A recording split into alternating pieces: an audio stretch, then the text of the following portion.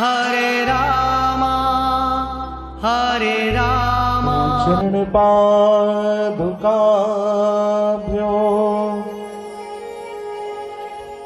नमः। सच्चिदानंद रूपाय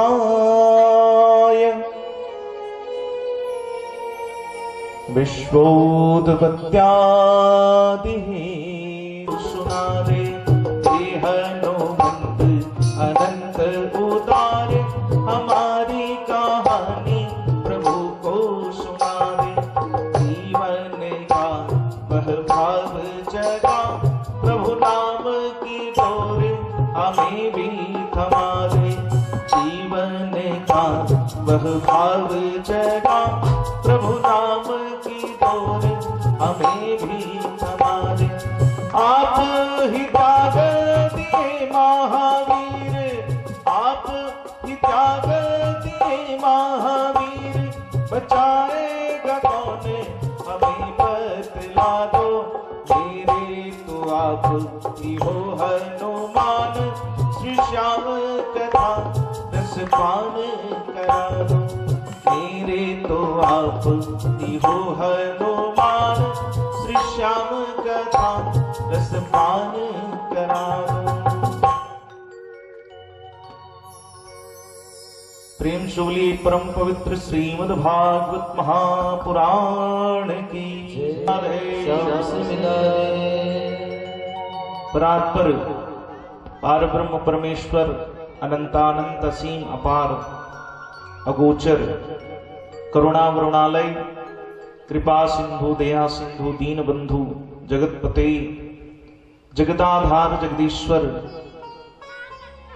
पार ब्रह्म परमेश्वर पूर्णावतार यशोदानंदन ब्रजनंदन गोपिका वल्लभ भक्तों के मन बसिया चित चोर चिर चोर माखन चोर प्रभु दिव्य लीलाओं से सबके हृदय में निवासरत रहने वाले परमात्मा और उनका दिव्यति दिव्यतम वांगमयी प्रतिमूर्ति श्रीमद् भागवत महापुराण प्रेत पीड़ा विनाशनी पितरों को तृप्ति करने वाली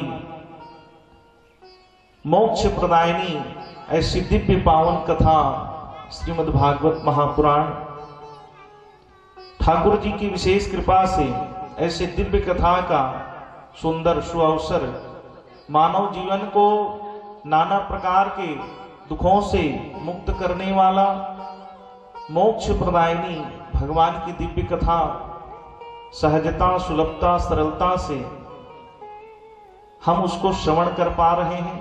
आह्लादिनी शक्ति किशोरी श्री राधा रानी के परम अनुकंपा से इष्ट देवता कुल देवता पितृ देवताओं के आशीर्वाद से भगवान की कथा में हम विद्यमान हो पाए। तो ऐसे पार ब्रह्म परमेश्वर पूर्णावतार परमात्मा के चरणों में राधा रानी के चरणों में हम कोटिशः प्रणाम करते हैं, जिनके माध्यम से उनकी कथा में हम विद्यमान हो पाते हैं, बैठ पाते हैं, कथा श्रवण कर पाते हैं, कथा कह पाते हैं। ये सब उनका सामर्थ्य है। मनुष्य के पास कोई सामर्थ्य नहीं है, ये परमात्मा की कृपा है। तो ऐसी दिव्य कथा देवादिदेव महादेव भूत भावन भोलेनाथ जिनके माध्यम से कथा का प्रादुर्भाव हुआ, जिन्होंने इस कथा को कहा, और श्याम सुंदर की यह दिव्य कथा है जिसको महादेव के मुख से माता पार्वती को श्रवण कराया गया। कल की कथा में हम लोगों ने श्रवण किया सूत जी महाराज के माध्यम से, नारद जी के माध्यम से। तो ऐसी दिव्य कथा जिसको हम श्रवण करने यहाँ विद्यमान हो पाए। यस्य श्रवण मात्रेण मुक्ति करतले स्थिता, जिसके श्रवण मात्र से ही मुक्ति हाथों में आ जाती है, ऐसी भगवान की कथा सहजता सुलभता से पूज्य माता पिता की कृपा से ये कथा हमें प्राप्त हो रही। उनके चरणों में कोटिशः प्रणाम। पूज्यपाद गुरुदेव बिना गुरु के कृपा के ऐसी कथा हमें प्राप्त नहीं हो सकती। सदमार्ग में सत्कर्म करने के लिए जो अग्रसर करते हैं ऐसे पूज्य गुरुदेव के चरणों में कोटिशः प्रणाम करते हैं।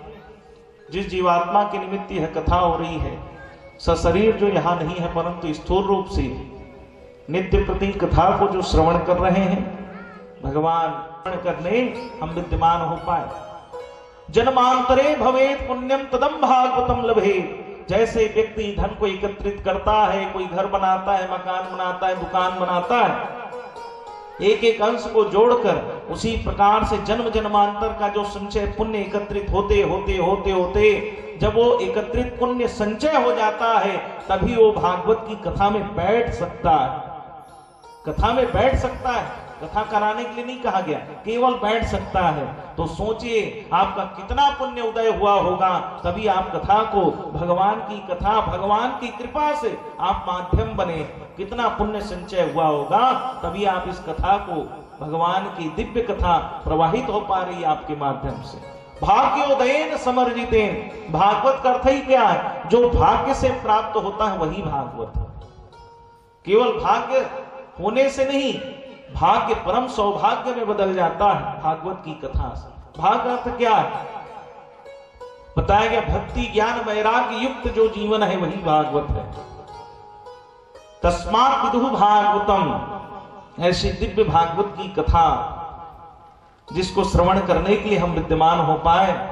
गीयते नारदाद भी, जिसको नारद जी जैसे बड़े बड़े ऋषि गायन करते हैं। बताया कि जैसे व्यक्ति का मुख होता है और मुख में तिलक लगा होता है, तो मुख जो है सब किस में ध्यान देंगे? तिलक में ध्यान देते हैं। तो संपूर्ण जो वेद है, शास्त्र है, सबका जो सार वो तिलक कौन है? भागवत है। सबका सार भागवत है।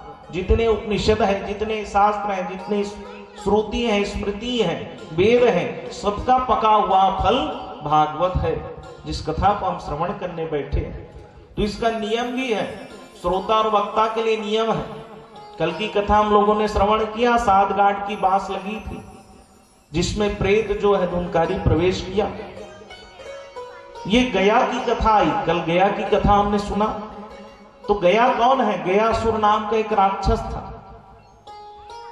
ये बड़ा बलशाली था, इतना बलशाली था कि इंद्र भी इससे डरता था कि इसकी मुक्ति कैसे हो, इसको मृत्यु कैसे प्राप्त हो। ये ब्रह्मा जी की तपस्या किया, ब्रह्मा जी प्रसन्न हुए। ब्रह्मा जी ने कहा वरदान मांगो। गयासुर कहते तिही मांग ले मोर कल वरदान कहा। तब इंद्रदेव आगे कहते ही बढ़िया मौका है। खबर अहंकारी व्यक्ति कभी किसी के सामने झुकता नहीं, अहंकारी की पहचान है, वो सोचता है, क्योंकि कथा का भी नियम है, आगे बताया जाएगा। तो गयासुर कहने लगा आप मुझसे वरदान मांगो। तब इंद्र ने कहा इसके शरीर को मांग लो, इसके शरीर में हम 100 वर्ष तक यज्ञ करेंगे, इसका शरीर समाप्त हो जाएगा। ब्रह्मा जी ने कहा तुम्हारे शरीर को ही दे दो, क्योंकि इतना बलशाली था, इतना, जब वो खड़ा होता था तो दूर व्यक्ति उसको देख लेता था, इतना इसका शरीर जो है विकराल था। इसकी शरीर बताया गया इतना विशाल था। 100 वर्ष तक यज्ञ हुआ। 100 वर्ष के बाद भी जब यज्ञ पूर्ण हुआ तो गयासुर उठ खड़ा हुआ। इंद्रदेव कहते कोनो काम नहीं हो, अब क्या किया जाए। फिर तपस्या किया ब्रह्मा जी की, ब्रह्मा जी की फिर तपस्या हुई। ब्रह्मा जी ने फिर कहा वरदान मांगो। कहे मुझे जो देखेगा उसकी मुक्ति हो जाएगी, मुझे जो देखेगा उसकी मुक्ति हो जाएगी। ब्रह्मा जी ने तो वरदान दे दिया। ब्रह्मा जी ने जब वरदान दिया तो ऐसा वरदान हुआ कि दूर से कोई व्यक्ति देखता था उसको और वहीं उसकी मुक्ति हो जाती थी। कोई यत्न करने की जरूरत ही नहीं, कोई कथा सुनने की जरूरत ही नहीं। तब कहने लगे भाई व्यक्ति तो अपने कर्मों का भोग कैसे करेगा बताइए, स्वर्ग नरक सब समाप्त हो जाएंगे, इसका कोई उपाय करिए। तब भगवान नारायण से कहे, तब नारायण जो है वहां आए और उसकी उसी वक्त स्थल पर जहां यज्ञ हुआ था अपने दोनों चरणों को रख दिए। अब जब नारायण का दर्शन किया तो अहंकार दूर हो गया। कहे प्रभु मुझे आप ही के दर्शन के लिए मेरे मन में वो लालसा थी, आपके दर्शन मुझे हो गए, मुझे और कुछ नहीं चाहिए। भगवान बड़े प्रसन्न हुए। कहे गयासुर तुझे देखकर सबकी मुक्ति होती थी, मैं तुझे वरदान देता हूं, तेरे मन में जो भाव है उसको मैं जान गया। जो भी गया आएगा उसकी मुक्ति निश्चित है। और भगवान के दोनों चरण चिन्ह वही विद्यमान हो गए। बोलो श्याम सुंदर भगवान की। तो ऐसे गया असुर होकर भी जिसने परमात्मा की भक्ति कर ली, देखिए ऐसी गया की महिमा है, इसलिए गया में पिंडदान किया जाता है। तो श्रोता और वक्ता के नियम है, सुनने वाले के भी और बोलने वाले के भी नियम होते हैं कथा में, क्या करना चाहिए और क्या नहीं करना चाहिए। तो पहले सुनाने वाले के नियम को बताते हैं। कथा कौन सुना सकता? विरक्तो वैष्णवो विप्रो वेद शास्त्र विशुद्ध कृत दृष्टांत कुशलो धीरो वक्ता कार्योतिनी निष्पृहा।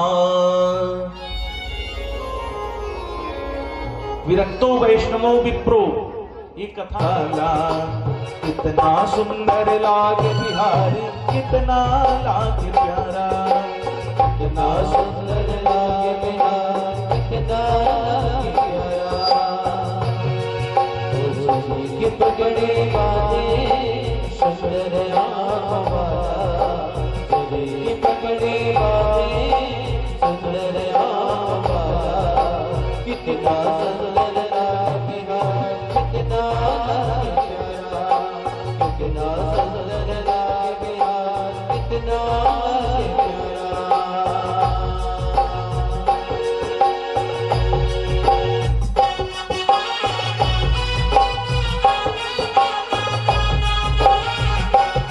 आगे बिहारी लाल की जय हो।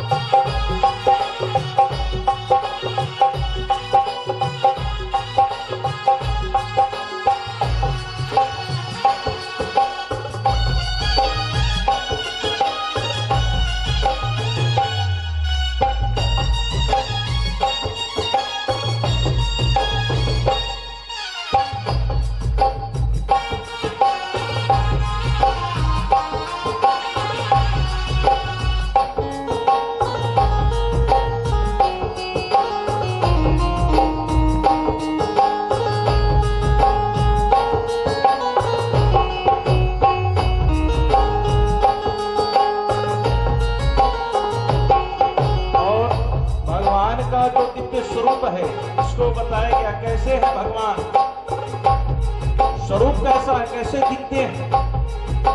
कानों में कुंडल साजे, सिर मोर मुकुट है विराजे, कानों में कुंडल साजे, सिर मोर मुकुट है विराजे, कानों में कुंडल साजे, सिर मोर मुकुट है विराजे, कानों में कुंडल साजे, सिर मोर मुकुट है विराजे।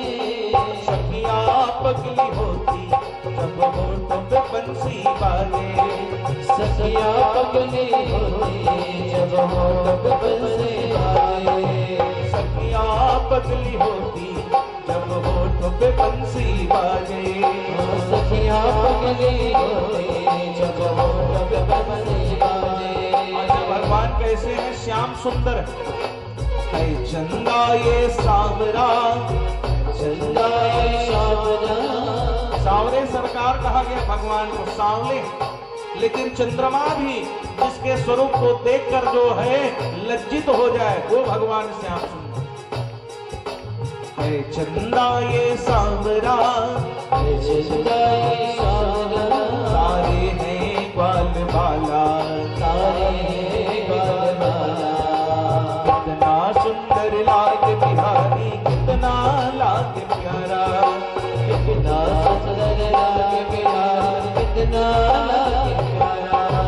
चले की पगड़ी बाजे सुंदर नैन वाला, चले की पगड़ी बाजे सुंदर नैन वाला।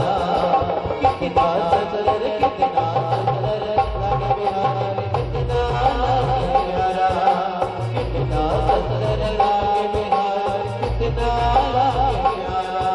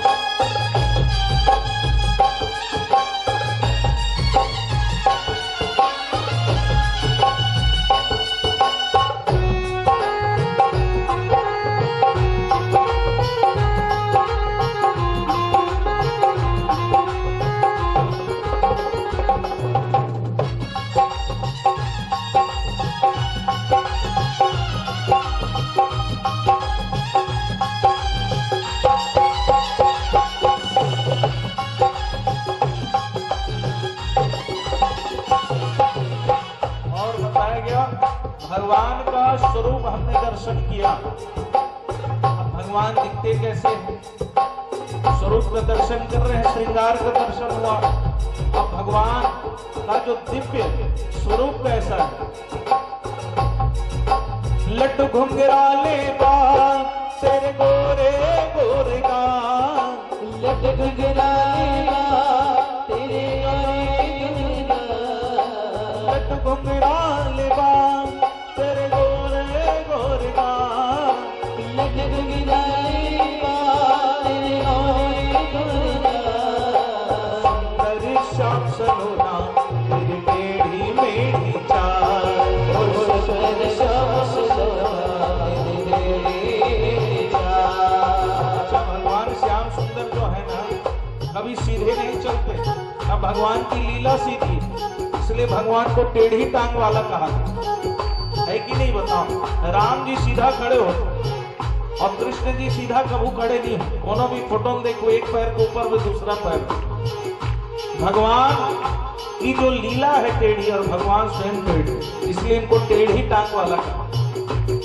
इसलिए कहा गया सुंदर श्याम सलोना तेरी टेढ़ी मेढ़ी चाल, सुंदर श्याम सलोना तेरी टेढ़ी चाल, तेरी पगड़ी वाले सुंदर रामा, तेरी पगड़ी वाले सुंदर रामा, कितना सुंदर विहार, कितना प्यारा, कितना सुंदर विहार, कितना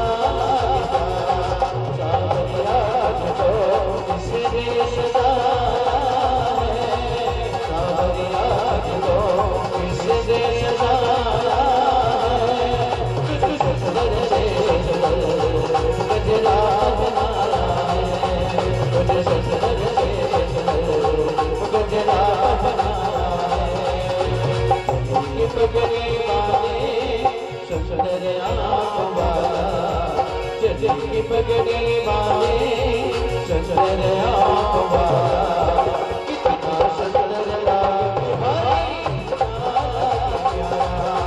कितना सुंदर लागे, कितना लागे प्यारा। ओ बांके बिहारी लाल की जय।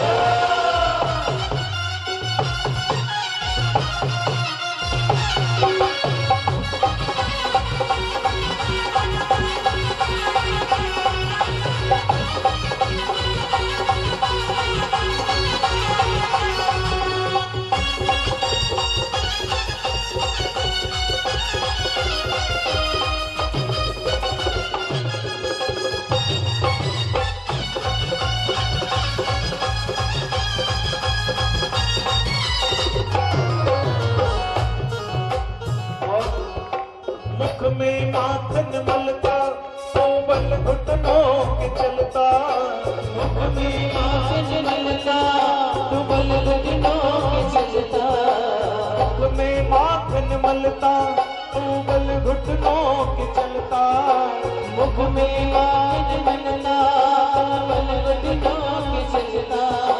देख यशोदा मात को देवों का मन है जलता, देख यशोदा को देवों का मन है जलता। माथे पे तिलक है सोहे, आंखों में काजल डाला, माथे पे तिलक सोहे, आंखों में काजल डाला।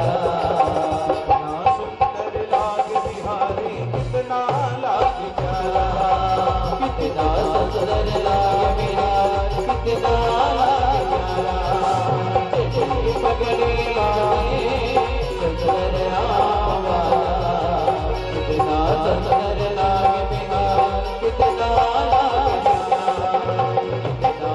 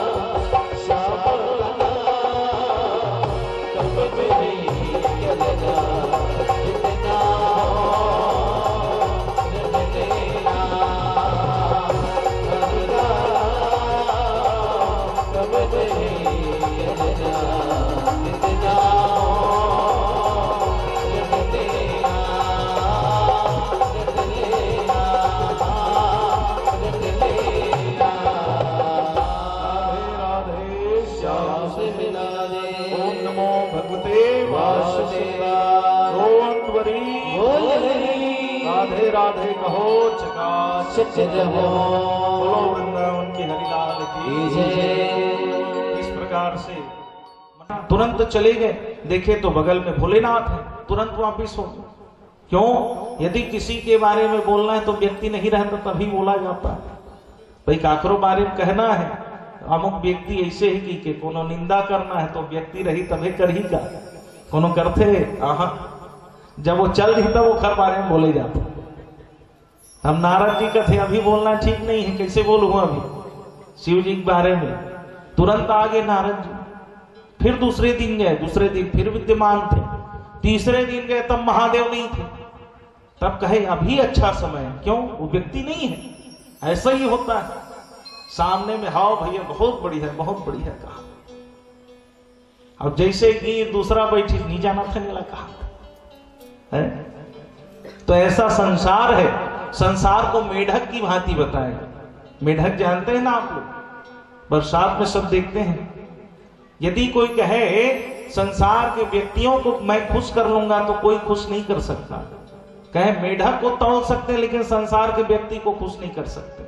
जैसे मेढक को तौलने जाएंगे तो तौल नहीं सकते, तौल सकते हैं लेकिन वो भी प्रयास करेंगे तो भी वो संभव हो सकता है, लेकिन व्यक्तियों को कोई खुश नहीं कर सकता, कोई प्रसन्न नहीं कर सकता।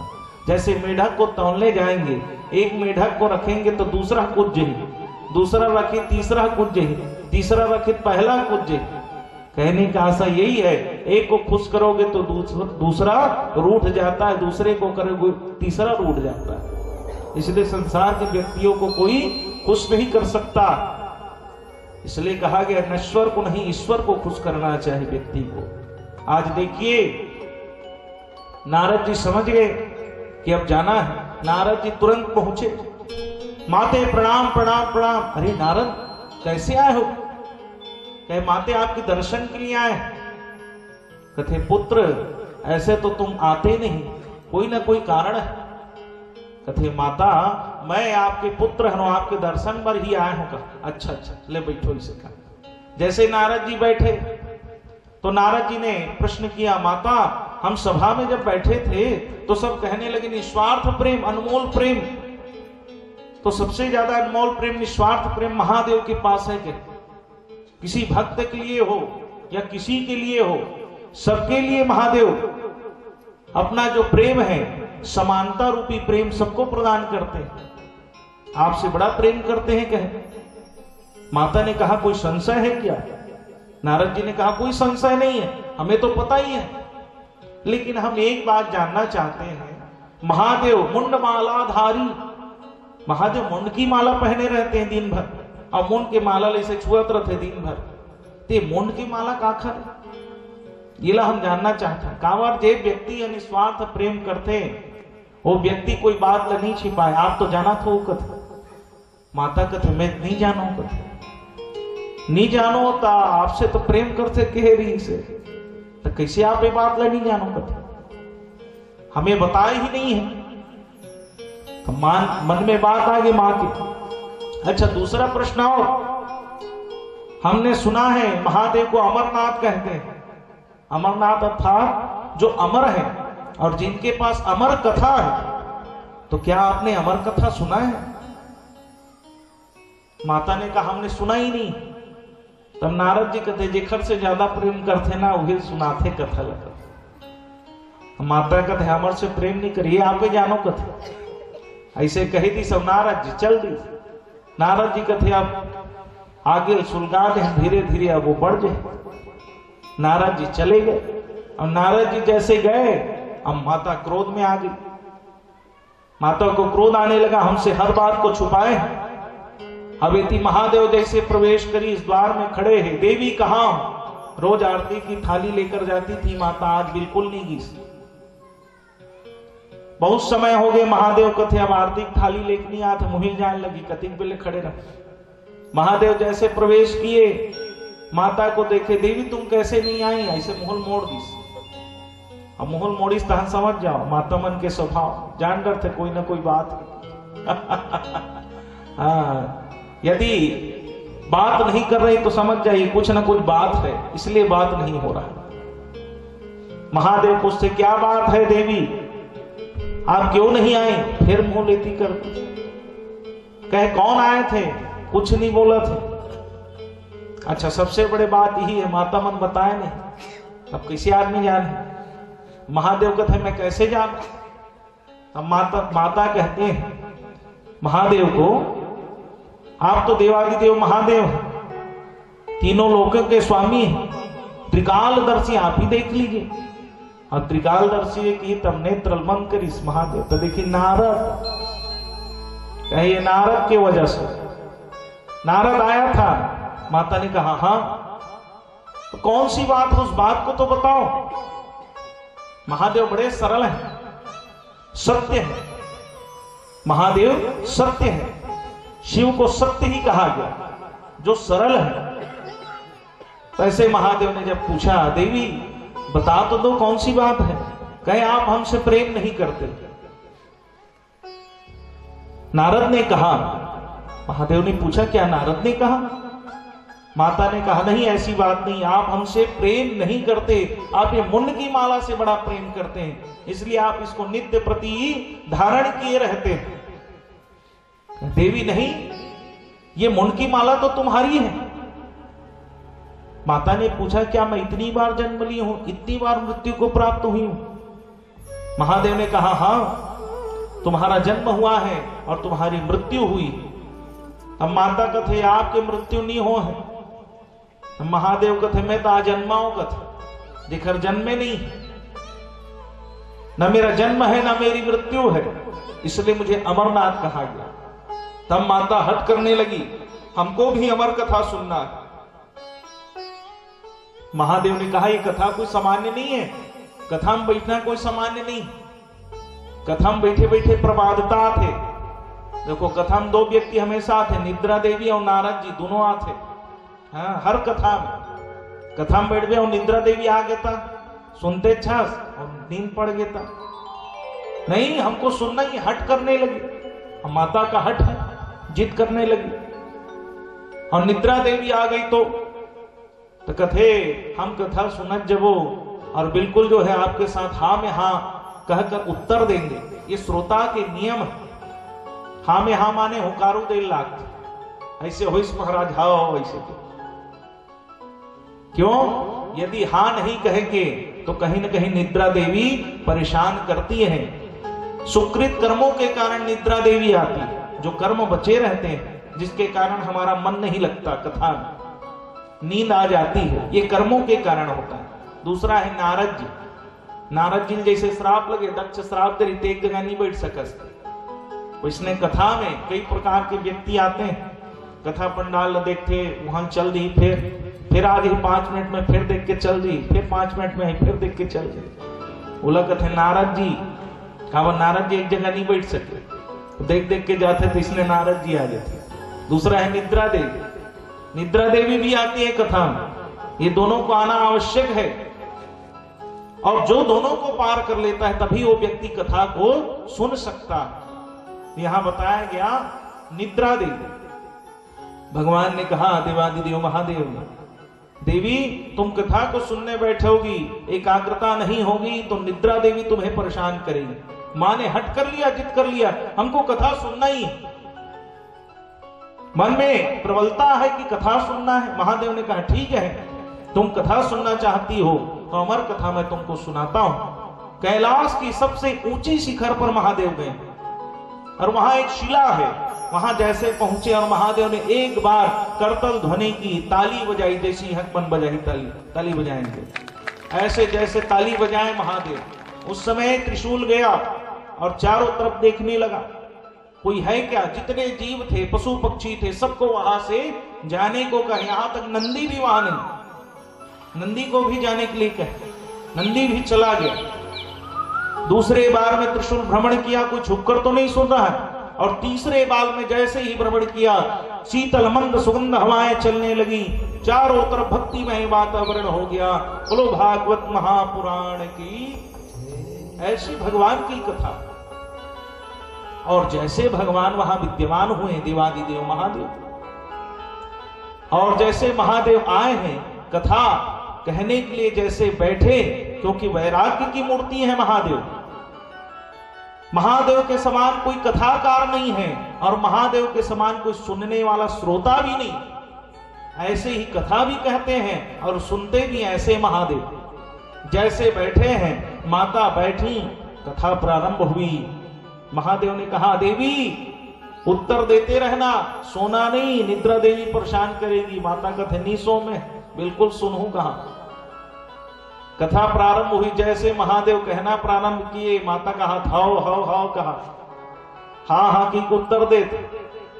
और उसी समय कोटरा था, घोंसला, उसमें जो है सूक पक्षी का अंडा रखा हुआ था और उसी में एक सूक पक्षी था जिसका प्रादुर्भाव कथा प्रारंभ में हुआ।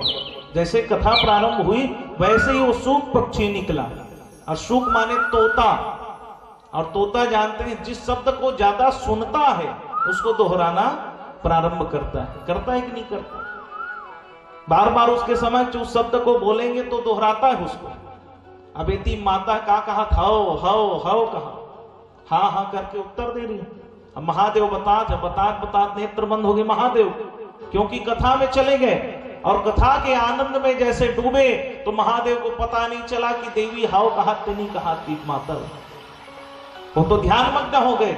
अब इधर ये जैसे कथा में मग्न हुए, इधर माता नींद में मग्न हो गई, निद्रा देवी नींद में मग्न हो गए, बिल्कुल नेत्र बंद हुए। इति महादेव नेत्र बंद हुई, से माता नेत्र बंद। महादेव कथा के रस में है और माता निद्रा के रस में, निद्रा देवी के रस में। अब जैसे हाँ कहना बंद की तो तोता चालू कर दी, हाँ हाँ हाँ कहा तो अब महादेव लगा सब सुना। अब शोक पक्षी जैसे हाँ हाँ कहकर उत्तर दे रहे और जैसे कथा पूर्णता की ओर आई। अब महादेव जैसे जागृत होने वाले, क्योंकि कथा का रस जो है बड़े आनंद से श्रवण करा रहे थे। अब जैसे जागने वाला रथे त नेत्र खोलीस, तब देखते का जेला सुनात होते सूद गए। तब हाव हाव कौन बोला था, कौन है हाँ हाँ कहकर उत्तर देने वाले? तब क्रोध आया, बड़ा क्रोध आया महादेव को। ऐसे तो महादेव बड़े सरल हैं, परंतु जब क्रोध आता है तो तांडव करने लग जाते हैं। महादेव जैसे क्रोध में आए, देखा नेत्र बंद करके कथा चल रही है, कथा पूर्णता की ओर है, बस पूर्ण होने वाली है कथा। और पूर्ण होने वाली है जैसे ही कथा, महादेव ने देखा नेत्र बंद करके कि चारों तरफ कौन जो है छुप कर कथा सुन रहा। देखा एक पक्षी, महादेव को क्रोध आया, तुरंत त्रिशूल निकाल लिया, दौड़ पड़े मारने के लिए। और जैसे दौड़े, अब वो सूक पक्षी क्या करता, दौड़ते दौड़ते दौड़ते जाने लगा। भाई राक्षस पीछे पड़ते हैं तो देवता की शरण में जाते हैं। देवता जब हार जाते हैं तो उससे आगे फिर नारायण की शरण में जाते हैं। अब ब्रह्मा जी नारायण जी जब थक जाते हैं तो देव से बड़े महादेव की शरण में जाते हैं। और महादेव खुदे पीछू पड़ गए, कहां जाऊं कहां तक, अब कौन बचैया नहीं है मोर तो कहा। सब हार जाते तब महादेव के पास जाते हैं। महादेव खुदे पीछू पड़ गए, अब कहां जाऊं कहां। देवराज इंद्र के पास जात रहा, इंद्र कथे मत आवे भैया, मैं खुदे भाग सकते मत आका। सुख पक्षी भागने लगा, कहां जाऊं, भ्रमण करते करते करते करते करते करते मृत्यु लोक आ गया संसार। और मृत्यु लोक में जैसे प्रवेश हुआ, उसी समय एक माता जो है अपने बाल को सुखा रही थी नदी के पास में, और बाल सूख रहा था तो मुंह खुला था, थोड़ा मुंह जो है खुला था, बाल सूख रहा था। तो कहा इसी मुख के द्वारा मेरे प्राणों की रक्षा होगी। तुरंत जो है उसी मुख में प्रवेश कर गए, उदर में चले। इधर महादेव ढूंढ रहे हैं कहां है वो। और जैसे उदर में गया तो माता को ऐसे लगा कि कोई दिव्य जीव मेरे गर्भ में आया है। तुरंत दौड़ कर गई अपने स्वामी के पास, कहने लगे स्वामी मुझे ऐसे लग रहा है कि मेरे गर्भ में कोई दिव्य जीव है। और वो स्वामी कोई और नहीं, स्वयं व्यास नारायण भगवान है, जिनकी पत्नी है अरुणी मैया। बोलो व्यास नारायण भगवान की, जिन्होंने एक वेद से 4 वेद बनाया, 18 पुराण लिख दिए। ऐसे परम ज्ञानी वेद वेदांत के ज्ञाता व्यास नारायण भगवान और उनकी पत्नी अरुणी मैया। और जैसे उनके समक्ष माता गई हैं, माता ने कहा मेरे गर्भ में कोई दिव्य जीव है, और कान जैसे लगाए हैं, पता चल गया क्योंकि ज्ञानी है। समझ गए कोई ये सामान्य बालक नहीं है, बड़ा ज्ञानी बालक है। उदका पान हो रही से तत्क्षण में महादेव पहुंच गए। कहां है वो चोर? उस चोर को मैं जीवित नहीं छोड़ूंगा। कहते कौन चोर महाराज? अरे जे छुप के कथा सुने हैं वो चोर हरे। कथा को समक्ष सुनना था महादेव के बाद। कथा जब होते तो सामने में बैठ के सुनना चाहिए, कथा पंडाल के अंदर सुनना चाहिए। कई बार होता है हमारे आसपास में कथा चल रही होती है, हम समय नहीं निकालते, कहते हैं कि ध्वनि विस्तारक यंत्र से सुन लेंगे, पोंगा से सुन लेंगे कथा दूर में। सोचते हैं कि नहीं सोचते? लेकिन जब कथा आसपास में होती है तो कथा स्थान में जाकर बैठकर सुनना चाहिए। यदि समय बनता है तो कथा को कथा स्थान में ही श्रवण करना चाहिए, कथा का नियम है। यदि ऐसा समय आता है जब कथा नहीं हो रही है तब टीवी के माध्यम से सुने। कई जन मन कहते हमारा सब पुण्य टीवी में मिल जाते महाराज, कहते टीवी में सुन लेता सब पुण्य मिल गए का। भाई उस समय तपस्या करते हैं क्या आप एक जगह में बैठ के? भाई 4 घंटे कथा उसमें यदि सुन रहे हैं तो प्यास लग गया तो पानी पी लिए, भूख लग गया तो कथा सुनते सुनते भोजन भी कर लिए, और बैठ नहीं पा रहे हैं तो कुर्सी में बैठ गए, और मन नहीं लगा तो अगल बगल में टहल लिए। अदका पान होने के बाद वो कथा सुनता तो तपस्या नहीं होती, उसमें भी पुण्य मिलता है। लेकिन जब कथा नहीं हो रही आसपास में तब सुना जाता है। लेकिन जब कथा हो रही है तो कथा स्थान में बैठकर कथा को श्रवण करना चाहिए, ये कथा का नियम है। महादेव ने क्या कहा कि उसने छुपकर कथा सुना। जैसे हम दूर में सुन रहे हैं, ध्वनि विस्तारक यंत्र के माध्यम से कथा सुन रहे हैं, जैसे उसने छुपकर कथा सुना उस शुक पक्षी ने, तब महादेव क्रोध किए। इसलिए कथा को समक्ष बैठकर भगवान को देखते हुए कथा सुननी चाहिए, भगवान के स्वरूप का दर्शन करते हुए। यही तपस्या है, कथा में बैठना सबसे बड़ी तपस्या है। भाई वक्ता काम है बोलना, ओखर आदत हो गए बैठे बैठे बोल रहे, लेकिन एक स्थान में बैठना सबसे बड़ी तपस्या है। एक जगह में बैठकर कथा सुनना सबसे बड़ी तपस्या है। तो इसी तपस्या को महादेव ने कहा छुप कर वो कथा सुना है, इसलिए मैं उसको दंड दूंगा। और जब दंड देने के लिए महादेव ने कहा, उस समय व्यास नारायण कहने लगी ये तो अभी शिशु गर्भ में है, अभी तो इसको आने में समय लगेगा। महादेव ने पूछा ये गर्भ से कब आएगा? 9 महीने के बाद सामान्य शिशु आते हैं। कहे 9 महीने के बाद इसके अंदर चेतना शक्ति नहीं होगी, 9 महीने के बाद ये जान नहीं पाएगा, छोटा शिशु रहेगा, तो इसको जानने के बाद मैं इसको दंड दूंगा। कह कितने वर्ष बाद? तो महादेव ने कहा मैं 12 वर्ष की समाधि लेने जा रहा हूं और 12 वर्ष के बाद आऊंगा, फिर इसको दंड दूंगा, क्योंकि योग्य हो जाएगा।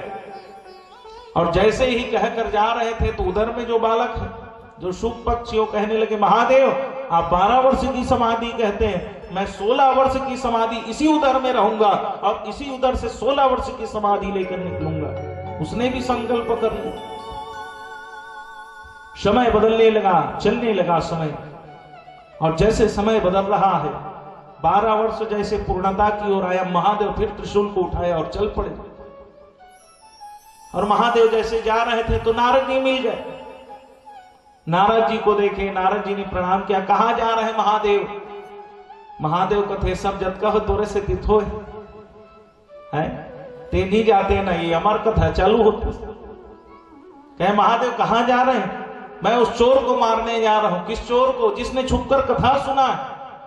नारद जी कथे कोई कथा सुनी तब ते मार देवेगा, अच्छा बात है। कोई कथा को सुनने जा रहा है उसको मृत्यु दंड दे। कौन कथा सुन ली? सत्यनारायण की कथा सुन ली। अरे कोई सामान्य कथा नहीं, अमर कथा। नारद जी कहते हे महादेव आप लेखरे से ती भोला कथा, आप सही बड़ भोला हो कथा। भाई अमर कथा कहा थो? कौन कहे अमर कथा? मैं कहूं कथे, तबे मोर नाम अमरनाथ। मैंने इस कथा को कहा इसलिए मेरा नाम अमरनाथ है। तो ये कथा प्रमाण का है, जे कथा सुन लेते वो अमर हो जाते कथा। तब भाई जे सुन रहे ते कैसे मार दो? तो अमर हो गए। तब आप किसे मार हो लले बताओ कथा? महादेव को दिखाओ भाई सही बात है, वो तो अमर हो गए हैं, इसलिए आपको भोला कहते हैं। महादेव कहे फिर भी मैं उसको मार दूंगा। और जैसे मार दूंगा कहे तब नारद जी ने कहा यदि आप उसको मार देंगे तो अमर कथा कभी नहीं कहलाएगी, क्योंकि इसको सुनने के बाद भी व्यक्ति मर रहा है। यदि आप उसको जीवित छोड़ेंगे तभी अमर कथा का महत्व रहेगा। महादेव ने उसी समय अपना त्रिशूल गड़ाया और वहां से चले गए। जाने के बाद पूछने लगे सभी अमर कथा है क्या? तो जो महादेव के मुख से प्रवाहित हुई श्रीमद् भागवतम शास्त्रम कलो कीरेण भासितम, ऐसी दिव्य कथा का नाम जिसको भागवत कहा गया, वही अमर कथा है जो मृत्यु को भय से छुड़ा देती है, जो जीवन की वास्तविकता का बोध करा देती है, जो अमरता को प्रदान कर देती है। वो भागवत की कथा ही अमर कथा है। बोलो भागवत महापुराण की। ये कोई सामान्य कथा नहीं। सबसे अरे तुम भगवान को भूल जाओगे, संसार को देखो कितना सुंदर है संसार। तुम्हारी मां को पीड़ा हो रही, तुम संसार में आओ, कहे नहीं हमको नहीं आना है। अरे संसार को देखो कितना सुंदर है। संसार का अर्थ क्या है? संसार, जहां आकर व्यक्ति सन्न हो जाता है और सार को भूल जाता है, वही संसार। सन्न का अर्थ क्या है? माया में फंस जाता है। मैं और मोर तोरते माया, मैं और मेरा, तू और तेरा, यही माया है। ये मेरा है, ये मेरा है, ये मेरा है, ये तेरा है, यही माया है। मैं और मोर तोरते माया, और इसी में फंस जाता है व्यक्ति, और माया में फंस जाता है और सार को भूल जाता है, भगवान की भक्ति को भूल जाता है। आए थे हरि भजन को ओटन लगे कपास, इसी को कहा जाता है। तो यहां जो है कथा में बताया गया, सुख पक्षी को कहे बाहर तो आओ, संसार को देखो। महादेव देख रहे हैं, डमरू वाले बाबा तुमको आना होगा, डम डम डमरू बजाना होगा। डमरू वाले बाबा तुमको आना होगा, डम डम बजाना होगा। डमरू वाले बाबा तुमको आना होगा, डम डम डमरू बजाना होगा। डमरू वाले बाबा तुमको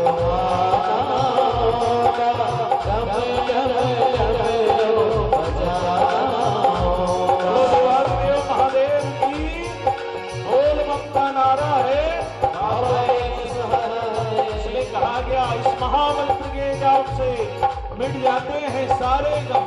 श्री शिवाय, श्री शिवाय नमस्ते, इसलिए कहा गया माँ गौरा को लाना होगा, माँ गौरा को लाना होगा, डम डम डमरू बजाना होगा, डम डम डमरू बजाना होगा। डमरू वाले बाबा तुमको आना होगा, डमरू वाले बाबा तुमको आना होगा। शिवाय कोई ना बहाना होगा, शिवाय कोई ना बहाना होगा। बोलो देवारी देव महादेव की जय।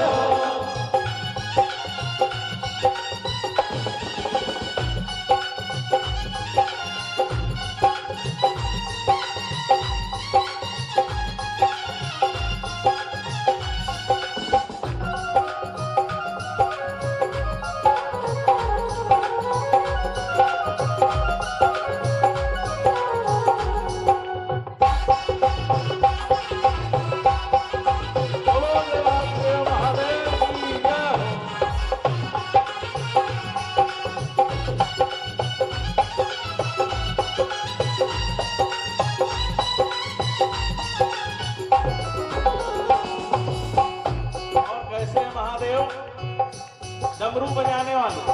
अच्छा, महादेव डमरू ऐसे नहीं बाजे, कैसे बाजते डमरू? डमरू वाले बाबा तुमको आना होगा, डमरू वाले बाबा तुमको आना होगा, डम डम डम बजाना होगा, डम डम बजाना होगा।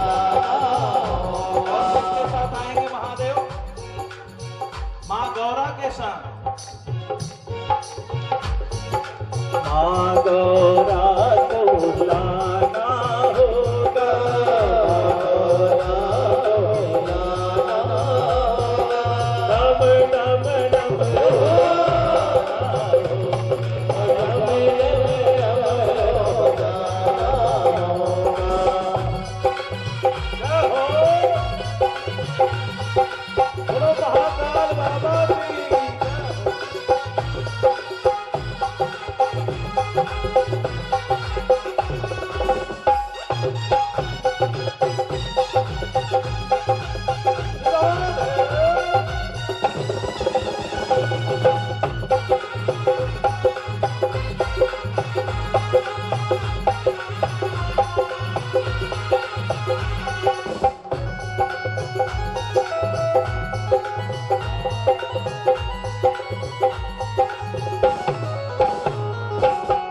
महादेव का दरबार लग गया।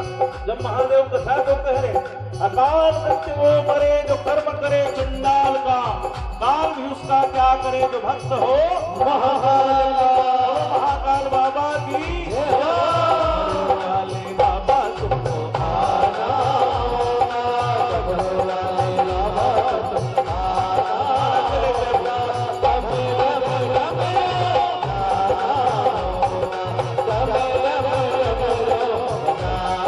आनंद लेते हुए तालियों की सेवा के साथ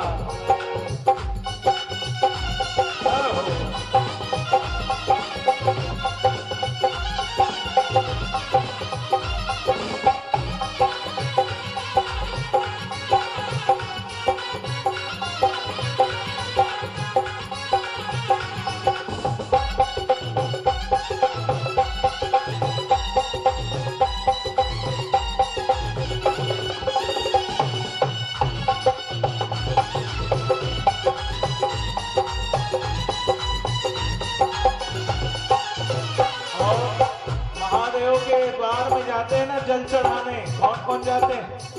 कौन कौन जाते हो जल चढ़ाए? सुनो नहीं जाओ।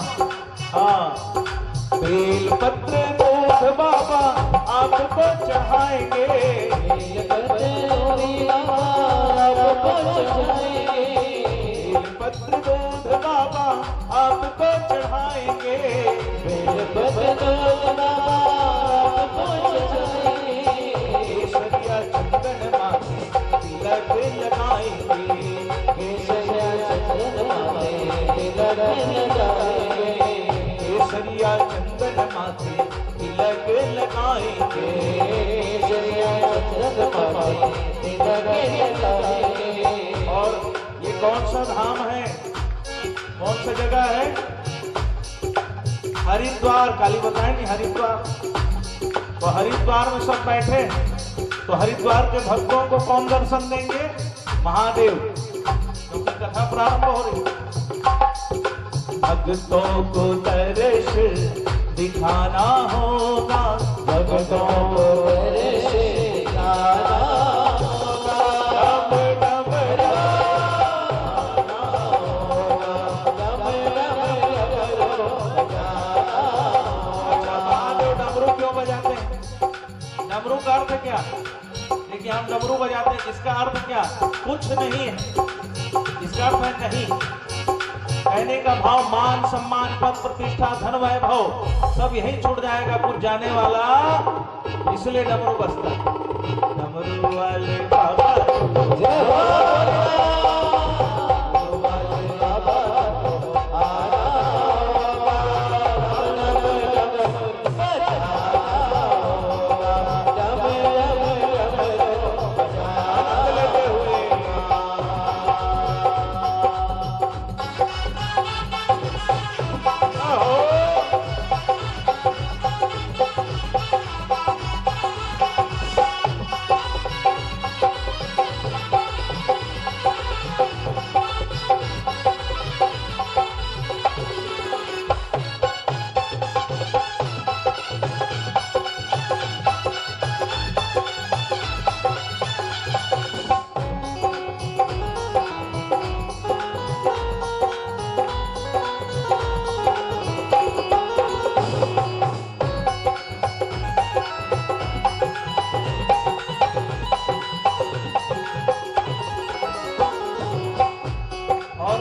कैसे हैं? अत्यंत सरल। जैसे श्याम सुंदर है वैसे महादेव भी सरल। कैसे सरल है? आप हो निराले बाबा, रूप भी निराला है। आप हो निराले बाबा, रूप भी निराला है। आप हो निराले बाबा, रूप भी निराला है। आप हो निराले बाबा, रूप भी सर्पों की माला है, हाथ में त्रिशूल सर्पों की माला है, हाथ में त्रिशूल और सर्पों की माला है, हाथ में त्रिशूल सर्पों की माला है। अच्छा, महादेव किस में आते हैं? हाथी में, घोड़े में, किस में चढ़ के आते हैं? नंदी पे चढ़ के आना होगा, नंदी पे चढ़ के आना होगा,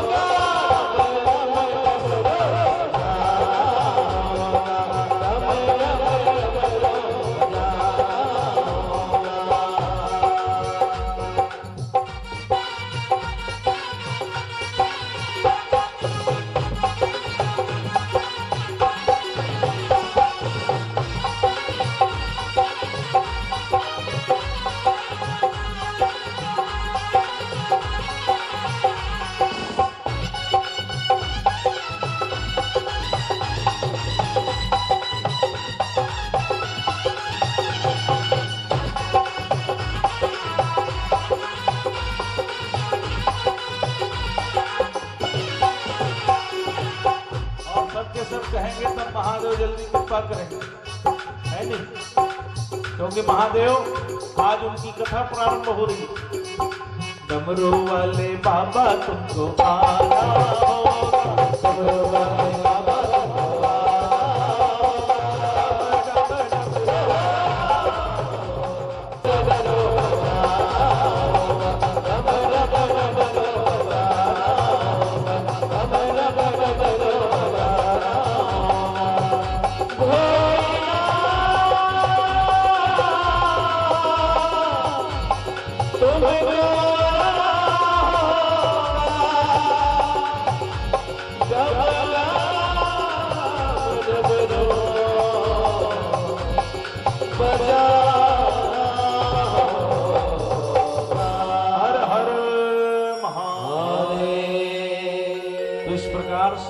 संसार में आऊंगा तो मैं भगवान को भूल जाऊंगा, इसलिए मुझे संसार में नहीं आना।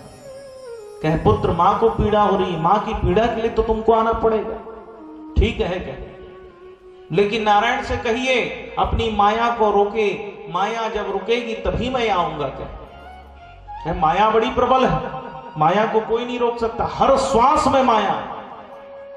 और भगवान की कथा जहां होती है, मायापति बैठते हैं, वहां माया का प्रभाव नहीं हो सकता, इसलिए कथा में माया का प्रभाव नहीं होता। बताइए माया का स्मरण होता है क्या? संसार में जाता निहल कथल जाए के बाद सबके सुरता थे, वहां फोन लगाना भी, फूफा कर, बुआ कर, दीदी कर, भैया कर, ऐसे की स्मरण हो, वो ऐसे करी सोखर ध्यान आता। कथा में बिल्कुल ध्यान नहीं आए काको आते काको, कौन आवत कौन जावत तेल ध्यान में नहीं करन, काबर मायापति विद्यमान होते, इसलिए माया का प्रभाव नहीं पड़ सकता। यह बताया गया आज जो है व्यास नारायण कहे मैं नारायण से निवेदन कर सकता हूं, लेकिन उनकी माया बड़ी प्रबल है। भगवान नारायण का स्मरण किया गया, शांताकारं भुजगशयनं पद्मनाभं सुरेशं विश्वाधारं गगनसदृशं मेघवर्णं शुभांगं लक्ष्मीकान्तं कमलनयनं योगवृधानगम्यं वन्दे विष्णो भवभयहरणं सर्वलोकैकनाथम्। हे परमात्मा पूर्णावतार, 3 लोक 14 भुवन जिसके अधीन है ऐसे पार ब्रह्म परमेश्वर, हम आपकी शरणागति में हैं, आपके चरणों का ध्यान करते हैं। इस जीवात्मा के लिए आप कुछ यत्न करिए, ऐसा जब प्रार्थना किए तब भगवान चतुर्भुज नारायण प्रकट हो गए। बोलो नारायण भगवान की जय। जैसे प्रकट हुए भगवान नारायण कहे बताओ व्यास नारायण क्या मन में है तुम्हारे? कहे बालक माया को रोकने कह रहा है। भगवान नारायण ने कहा माया जितने समय में पलक झपकते उतने समय के लिए रुकेगी, जैसे कल की कथा हमने बताई, तीर्थवर नैमिष विख्याता, नैमिषारण्य से कथा हुई, सब जानते हैं नैमिषारण्य कोई गए हैं? चक्र तीर्थ जिसको कहा गया। एक समय शौनकादि ऋषियों ने ब्रह्मा जी से प्रश्न किया, हमें स्थान दीजिए जहां हम भक्ति कर सके, ऐसा कोई स्थान हो। भक्ति के लिए स्थान सुनिश्चित किया जाता है, इसलिए पूजन का कक्ष बनाया जाता है, मंदिर, जहां जाकर अपने सुख को दुख को व्यक्त कर सके, इसलिए पूजन का कक्ष होता है जहां कोई व्यक्ति प्रवेश ना करे, हम अपने भाव को व्यक्त कर सके। नहीं तो पूजन का कक्ष शुरू में बना देते जहां सब बैठ रहे, बैठक में बना सकते, लेकिन उसको विशेष कक्ष क्यों बनाया जाता है, पूजन का कक्ष क्यों होता है?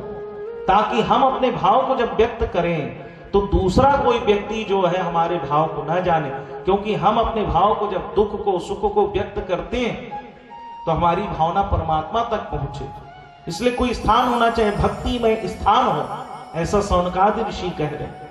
तब शौनकादि ऋषि ने जब कहा, तब उस समय ब्रह्मा जी ने मनोमय चक्र बनाया, उस चक्र को छोड़ा गया, और चक्र को जब छोड़ा गया तो एक जंगल में रुका, और उसी क्षेत्र का नाम पड़ा नैमिषारण्य। नैमी माने चक्र, सा माने क्षेत्र, और रण्य माने जंगल, उसका नाम पड़ा नैमिषारण्य। और नैमिषारण्य की महत्ता क्या? जैसे पलक झपकने में हम राम कहें, कृष्ण कहें, शिव कहें, किसी का भी नाम लेते हैं तो मुक्ति निश्चित हो जाती है। उस स्थान से कथा चली है नैमिषारण्य की, जहां ये भागवत की कथा चल रही, नैमिषारण्य का पुण्य हमें प्राप्त होता है। बोलो नैमिषारण्य तीर्थ की, ऐसी तीर्थ की कथा। तो बताया गया, आज देखिए पलक झपकने के लिए उतने समय के लिए माया रुकेगी, अब पलक झपके हम कत का समय लाखिले बता, कथे उतकी बेर बार रुकी, सुख पक्षी कथे ठीक है उसका बहुत समय मोर पर, और जैसे माया को रोके पलक झपकने वाला था, तुरंत निकला वो सुख पक्षी और भागने लगा दिगंबर रूप में, तुरंत दौड़ते दौड़ते दौड़ते जाने लगा। व्यास नारायण देखी, एक वेद से 4 वेद बनाने वाला, 18 पुराण लिखने वाला अक्का ज्ञानी महाराज कथे, पुत्र मेरा पुत्र मेरा पुत्र, प्रेम में पड़ गए। देखो पुत्र के, ये कथे पुत्रेष्णा, पुत्र कैसनो करे, मोर पुत्र, हाय पुत्र, मोर पुत्र की दौड़े चालू कर, इसलिए बता, जिसको 4 वेद का ज्ञान है, जिन्होंने 18 पुराण लिखा, मेरा पुत्र हाय पुत्र दौड़ने लगे। रुको पुत्र, कहां जा रहे? दिगंबर रूप में कोई वस्त्र नहीं है, 16 वर्ष की सुकुमार अवस्था है, अजान बाहुन, ऊंची नासिका, बड़े बड़े केश, ऐसा दिव्य तेज जिसके अंदर विद्यमान है। नाम पड़ा सुखदेव। बोलो सुखदेव महामुनि की, जिन्होंने इस कथा का प्रवाह किया। ये कथा कहां से आई? तो अयोध्या से आई है कथा। कैसे अयोध्या से आए? सब तो वृंदावन कहा था, सही बात है, वृंदावन से कथा है, लेकिन इसका मूल कहां? तो बताया गया, व्यास नारायण के पिताजी पराशर महाराज, उसके पिता कौन है? शक्ति, उसके पिता वशिष्ठ, और ये कौन है? तो अयोध्या में गुरु के रूप में जो विद्यमान है वशिष्ठ जी महाराज। तो उनकी ये पुत्र कौन है? वशिष्ठ के बाद शक्ति, शक्ति के बाद पराशर, पराशर के बाद व्यास, व्यास के बाद सुखदेव, जिनके द्वारा ये कथा का प्रादुर्भाव हुआ। तो ऐसी दिव्य कथा जो है, पूर्वज जो है जिनके, तो राम और कृष्ण में कोई भेद नहीं है, दोनों ही कहीं है। ये दिव्य कथा है, इसका मूलभूत बताया गया। तो बताइए, सुखदेव महामुनि जैसे दौड़े, तो सुखदेव महामुनि जैसे दौड़ रहे हैं, तो कहने लगे पुत्र रुक जाओ, पुत्र रुक जाओ। कहे कौन पुत्र, किसका पुत्र? बताइए कौन पुत्र किसका पुत्र है? ये सब महादेव देख रहे। ये आज जो है उत्तर सुखदेव जी नहीं दे रहे हैं, जितने भी पेड़ हैं वो उत्तर दे रहे हैं। कौन पुत्र किसका पुत्र? जिसे तुम पुत्र कह रहे थे, पहले तुम उसके पुत्र थे, जिसको पिता कह रहे हो, पहले तुम उसके पिता थे। ये शरीर से ही संबंध है, शरीर समाप्त, संबंध समाप्त हो जाते हैं। वो केवल स्मरण में रहता है, संबंध समाप्त हो जाते हैं। इसलिए शरीर नहीं, जीवात्मा किसी का नहीं, जीवात्मा तो केवल परमात्मा का। परंतु इतने में भी ज्ञान नहीं हुआ, क्योंकि प्रेम पुत्रेष्णा, मेरा पुत्र है। जब आगे बढ़त ये व्यास जी है तो देखे कुछ स्त्री स्नान करत रहा। पहली सुखदेव जी की स्त्री मन देखी, परंतु जब व्यास जी जाए लगी तो वस्त्र संभाले चालू करी, वस्त्र को संभाल रही अपने। तो वस्त्र को जब संभाल रही थी तो व्यास जी ने प्रश्न किया, देवियों माताओं ये बताइए, जब 16 वर्ष की सुकुमार अवस्था का मेरा पुत्र गया तब तुमने वस्त्र ही संभाला, और मैं वृद्ध जा रहा हूं तब वस्त्र संभाल रही हो। तब उन स्त्रियों से ज्ञान मिला, कहने लगे महाराज वो जो गया है इसको तो ये भी नहीं पता कि कौन स्त्री है और कौन पुरुष, कौन जड़ है कौन चेतन, उसको तो ज्ञान ही नहीं है। वो तो निर्गुण ब्रह्म की उपासना के लिए दौड़ पड़ा है, उसे पता ही नहीं है। लेकिन आपको पता है। जब इस शब्द को सुने तब व्यास नारायण जी को बोध हुआ कि मेरा पुत्र तो परम ज्ञानी है, वैराग्य की मूर्ति है। जैसे परम वैराग्य से युक्त महादेव है, वैसे ही वैराग्य की मूर्ति सुखदेव महामुनि है। प्रेम से बोले सुखदेव महाराज की। ये कथा बड़ी दिव्य है। क्यों दिव्य है? इस कथा को जिसने सुन लिया है वो सुना रहा है, और जिसने देख लिया है वो सुन रहा है, इसलिए दिव्य है। परीक्षित जी महाराज गर्भ हम देख डर पहली भगवान, तब वो सुने पर बैठे, और जे सुन डरे है ते देखे पर बैठे। देखर से ये दिव्य है कथा। बोलो भागवत महापुराण की। ऐसे महादेव देख रहे, महादेव कथा, महादेव बड़े सरल है। महादेव की आरती सब करते हैं, और त्रिदेवों में कोई भेद नहीं है। ये आरती हमको बताती, आप सब सुने आरती, करें कि नहीं करें? शंकर जी की आरती बताया गया, एकानन चतुरानन पंचानन राजे। तो त्रिदेवों की आरती होती है, आरती में बताया गया। एकानन चतुरानन पंचानन राजे माने एकानन का अर्थ कौन है? भगवान नारायण। चतुरानन माने ब्रह्मा जी, और पंचानन माने महादेव। ये बताया कि हंसासन गरुड़ासन वृषवाहन साज। हंस में चलने वाले कौन है? कौन है चलते? ब्रह्मा जी। गरुड़ासन, गरुड़ में चलने वाले विष्णु जी। वृषवाहन, वृष में देवादिदेव महादेव, वृषभ में चलने वाले नंदी में। देखिए आरती की विशेषता। हमन कथन शंकरे जी का आरती का रथन की, तो आरती की विशेषता बताइए। 2 भुज 4 चतुर्भुज 10 भुज यति सोज। 2 भुजा वाले ब्रह्मा जी, 4 भुजा वाले भगवान नारायण, शंख चक्र गदा पद्म रखने वाले 4 भुजा, और 10 भुजा वाले देवादिदेव महादेव। बताया गया श्वेतांबर पीतांबर बाघांबर यंगी।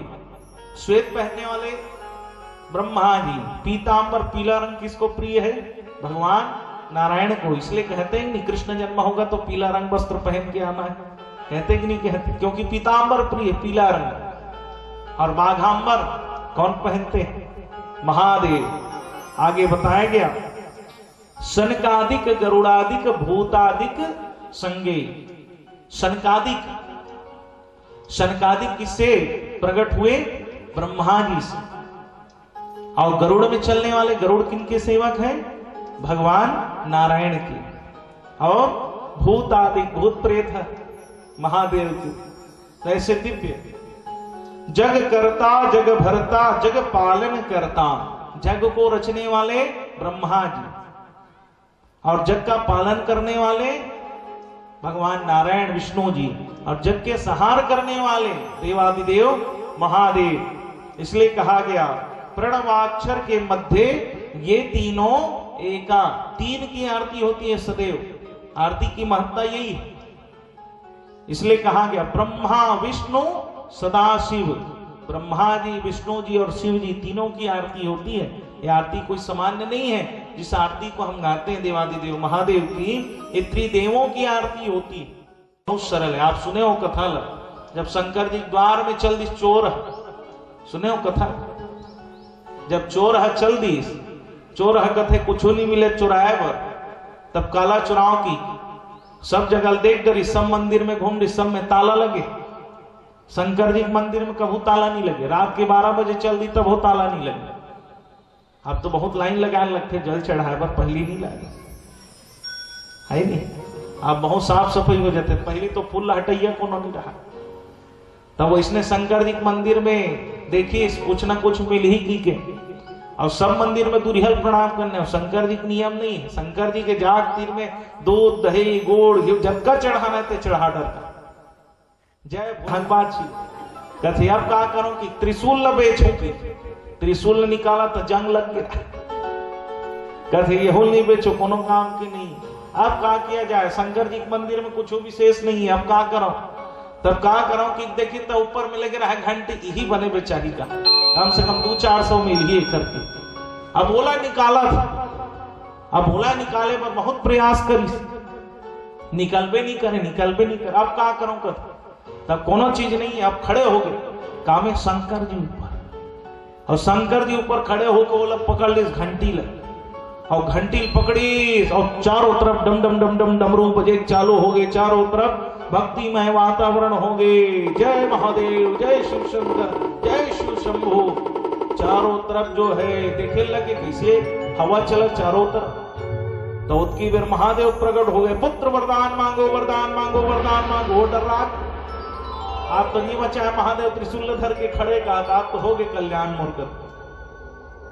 कहा हो गए महादेव आज आप मोल नहीं बचाओ कथे, अरे वरदान मांग बेटा कथे, कोनो वरदान तो मांग। तब मैं काय करे हो कथे, तो कथे बेटा कोई जल चढ़ाते, दूध चढ़ाते, दही चढ़ाते, घी चढ़ाते, शक्कर चढ़ाते, बेलपत्र चढ़ाते, समी पत्र चढ़ाते, दूबी चढ़ाते, फूल चढ़ाते, चावल चढ़ाते, चना दाल चढ़ाते, सब चढ़ाते थे, खुदे चढ़ गए। तोले बड़े कौन भक्त मिले बता, तुमने अपने आप को समर्पित कर दिया। कहा महादेव तुमने समर्पित कर दिया अपने आप को। कहा चोर कथे बने मौका है, एक आदमी मिले कथे, तुरंत उतरे हाँ महादेव में जानत रहो। कहा अब जानत रहो कथे, उसकी पड़ोसी सन झगड़ा हो का रहा, भूख लागत रहा बेचारा, घंटी धर के उतारी। महादेव में बड़ गरीब आदमी हो कथे, अब पड़ोसी ध्यान रहे, काबर पड़ोसी घर गेरी कुछ नहीं मिली खाए पिए बर, अब ओखर से बैर हो गया। तब कथे महादेव जो भी वरदान मांगना है मांगो, मैं त्रिकालज्ञ हूं।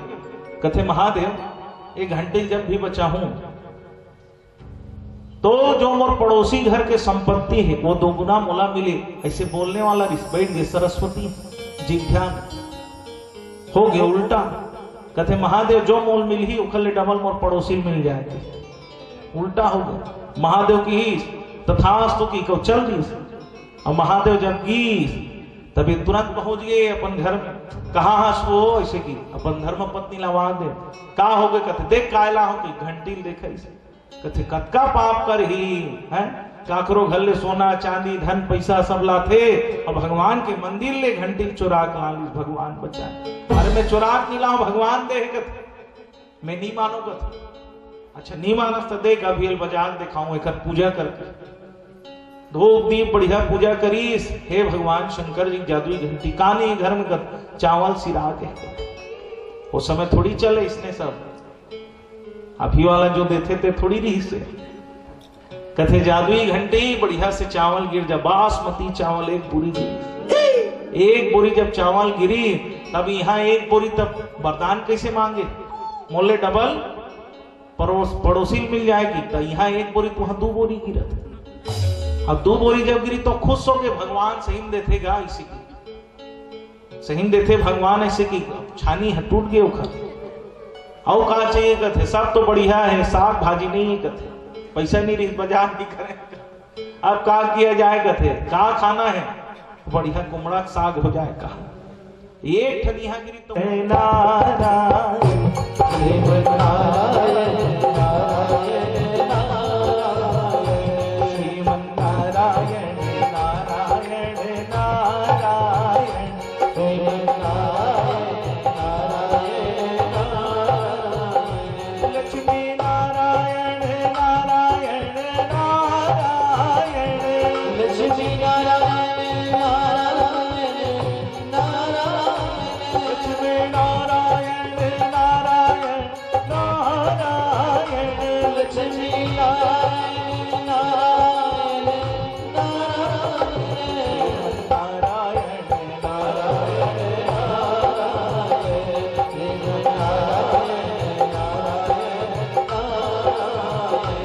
मन नारायण नारायण नारायण, बोलो नारायण नारायण नारायण। नारायण नारायण करते हुए जा रहे हैं, और जैसे नारायण नारायण करते हुए जा रहे हैं तो आगे देखे व्यास जी महाराज। व्यास जी को देखे, व्यास जी का मन बड़ा व्यथित है, दुखी है। अब व्यथित मन को जब देखे, बड़ा दुखी मन, अरे जिन्होंने एक वेद से 4 वेद बना दिए, 17 पुराण लिख दिए, फिर भी इनका मन क्यों दुखी है? पूछे व्यास नारायण जी, आपका मन क्यों दुखी है, किस कारण से दुखी है? कहे मैंने अभी महाभारत की रचना की। तब कहने लगे महाभारत की रचना पर आपने देखा भाई भाई से बैर हो रहा है, भाई भाई से झगड़ा कर रहा है संपत्ति के लिए, क्या इसके लिखने से ही आपके मन में इतना विषाद हो गया? विषाद का अर्थ होता है दुख। जब संत महात्माओं के मन में विषाद होता है, दुख होता है, तो जनमानस को प्रेरणा देने के लिए ऐसी दिव्य गंगा का प्रवाह होता है। जैसे अर्जुन के मन में विषाद हुआ, और अर्जुन के मन में जब विषाद हुआ तो ज्ञान प्रदायिनी मोक्ष प्रदायिनी गीता का प्रादुर्भाव हुआ, और जब व्यास जी के मन में विषाद हुआ तो ज्ञान गंगा रूपी भागवत का प्रवाह हुआ विषाद को दूर करने के लिए। संत महात्माओं के मन में यदि दुख होता है तो जन कल्याण की भावना होती है, और वही मूर्ख व्यक्ति, अज्ञान व्यक्ति के मन में यदि विषाद होता है, दुख होता है किसी के लिए, तो वो विनाश का कारण होती है। इसलिए कहा गया जो धर्मवान व्यक्ति है, धर्म से युक्त है, वो जीवन में सबके लिए अच्छा ही सोचता है, जिसका मन धर्म से युक्त है। यहां बताया गया व्यास जी महाराज के मन में बड़ा दुख हो गया। व्यास जी को दुखी देखकर गए, व्यास जी को दुखी देखकर फिर प्रश्न किए, हे व्यास नारायण जी आप बताइए आपका मन क्यों दुखी है? कहने लगे दुख का कारण तो मुझे पता नहीं, परंतु मेरे मन में शांति नहीं। कोई ऐसा यत्न करे, प्रयत्न करे जिससे मेरे मन में शांति हो जाए। जब इस प्रकार प्रश्न किए तब नारद जी कहने लगे मेरा पूर्व चरित्र आप सुनिए। पहले मैं कैसा था, परंतु भगवान की कृपा से मैं आज देवर्षि बन गया, और देवर्षि बनने का कारण क्या है और मेरे पास क्या है जो मैं आपको प्रदान करूंगा, इसको आप श्रवण करिए। तब बताने लगे देवर्षि नारद की मैं कोई सामान्य देवर्षि की उपलब्धि मुझे कैसे मिली। मैं पहले सामान्य एक दासी पुत्र था।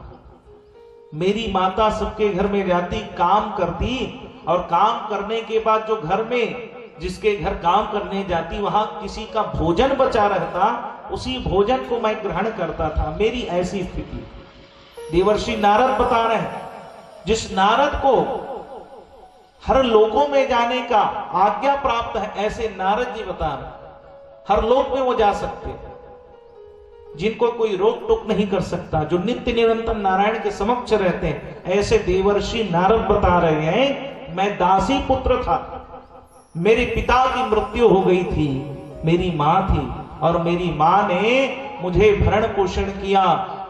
किसी के घर काम करने जाती, वहां भोजन मिल जाता, उस भोजन को लेकर आती थी, और उसी भोजन को मैं ग्रहण करता था। मेरी अवस्था 5 वर्ष की, 5 वर्ष की अबोध अवस्था। जब इसको सुने व्यास जी तो मन लगा। अब व्यास जी जब सुन रहे हैं, व्यास जी ने पूछा कि आप जो है किस प्रकार से भगवान की भक्ति से मुक्ति को प्राप्त किए। तब बताने लगे कि एक समय हमारे ग्राम में जितने भी व्यक्ति थे, संत महात्मा आते थे तो उनकी सेवा में सब लग जाते थे। कोई उनके रहने की व्यवस्था करता, कोई उनके लिए जल की व्यवस्था करता, कोई भोजन की व्यवस्था करता, कोई उनके चरण दबाता, चरण सेवा करता। और चरणों की सेवा, भगवान नारायण के चरणों की सेवा बताई गई, संतों की चरणों की सेवा। तो जैसे कोई चरण सेवा में लग जाते, कोई जाता भोजन की व्यवस्था करता। तो मैं भी अबोध था 5 वर्ष का।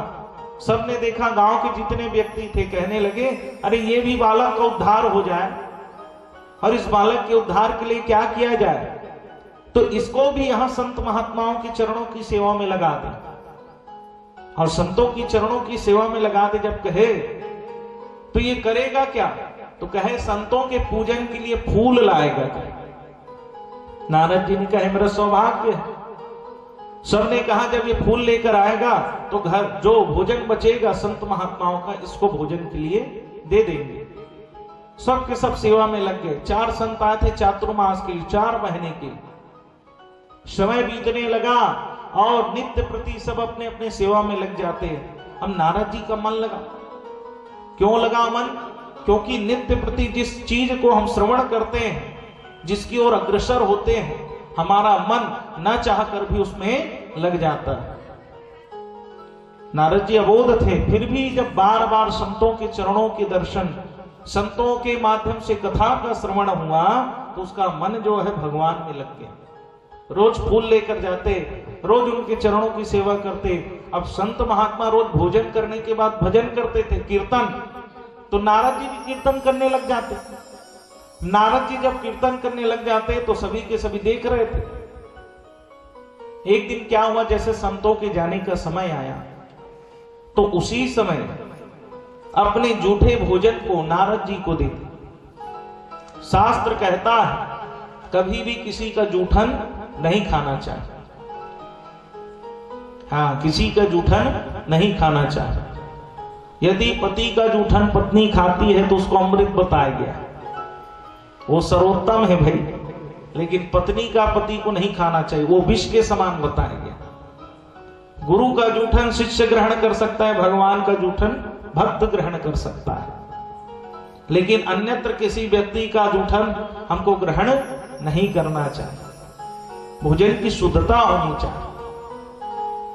भोजन जो है किसी का यदि हम ग्रहण करते हैं जूठन, तो उसके मन में जो भाव है, उसकी वाणी जो है, उसका प्रभाव कहीं ना कहीं हमको पड़ता है। जैसे प्रणाम करने से पाप क्षय होते हैं, वैसे दूसरे का भोजन करने से वो पाप ग्रहण होते हैं। प्रणाम करने से पाप क्षय होते हैं, लेकिन प्रणाम की भी पद्धति है। कैसी पद्धति है प्रणाम की? जब हम प्रणाम से खाओ ज्ञान वैसे बनेगा मन। संत महात्माओं का भोजन है, क्यों? नित्य निरंतर भगवान का नाम निकलता उसमें, इसलिए नाम निकलने के कारण ही संत महात्माओं के भोजन के प्रभाव से आज मन इतना आनंदित हो गया कि रोने लगे। और कथा में बताया गया सबसे प्रिय भगवान को नेत्र के जल है, नेत्र के आंसू है। बताया गया जल, फल, पुष्प ये भगवान को प्रिय। कैसा जल? जो नेत्र से गिरे। 2 आंसू तो दे दो चरणों में बहाने को, मीरा ने बहाए थे, शबरी ने बहाए थे, उसको देख कर तो मेरे श्याम आए थे। 2 आंसू तो दे दो चरणों में बहाने को। भगवान को जो प्रिय है, जब हम भाव से युक्त हो जाते हैं और हमारे नेत्रों से भगवान की याद में जो अश्रुपात होता है, वो अश्रु जो है भगवान तत्क्षण ग्रहण करने वाले। भाव से युक्त होकर जब हम भगवान को पुकारते हैं, प्रेम के अश्रु भगवान को बड़े प्रिय। संसार के दुखों का हम भोगते आ रहे हैं, प्रभु अब आपकी शरणागति में, ये भाव भगवान को बड़ा प्रिय है। 2 आंसू, तो जो जल रहता है भगवान उसको बड़ा प्रेम से ग्रहण करते हैं। दूसरा बताया गया फल। कभी भी भक्ति फल के लिए नहीं करनी चाहिए। भगवान की भक्ति निस्वार्थ होनी चाहिए। यदि हम फल की अपेक्षा करके भक्ति करते हैं तो ये सौदा हो जाता है भगवान से। भगवान हमारे माता पिता हैं, सब देने वाले, इसलिए कभी भी फल की अपेक्षा नहीं। जो आपने लिखा है वो हमको मिलेगा।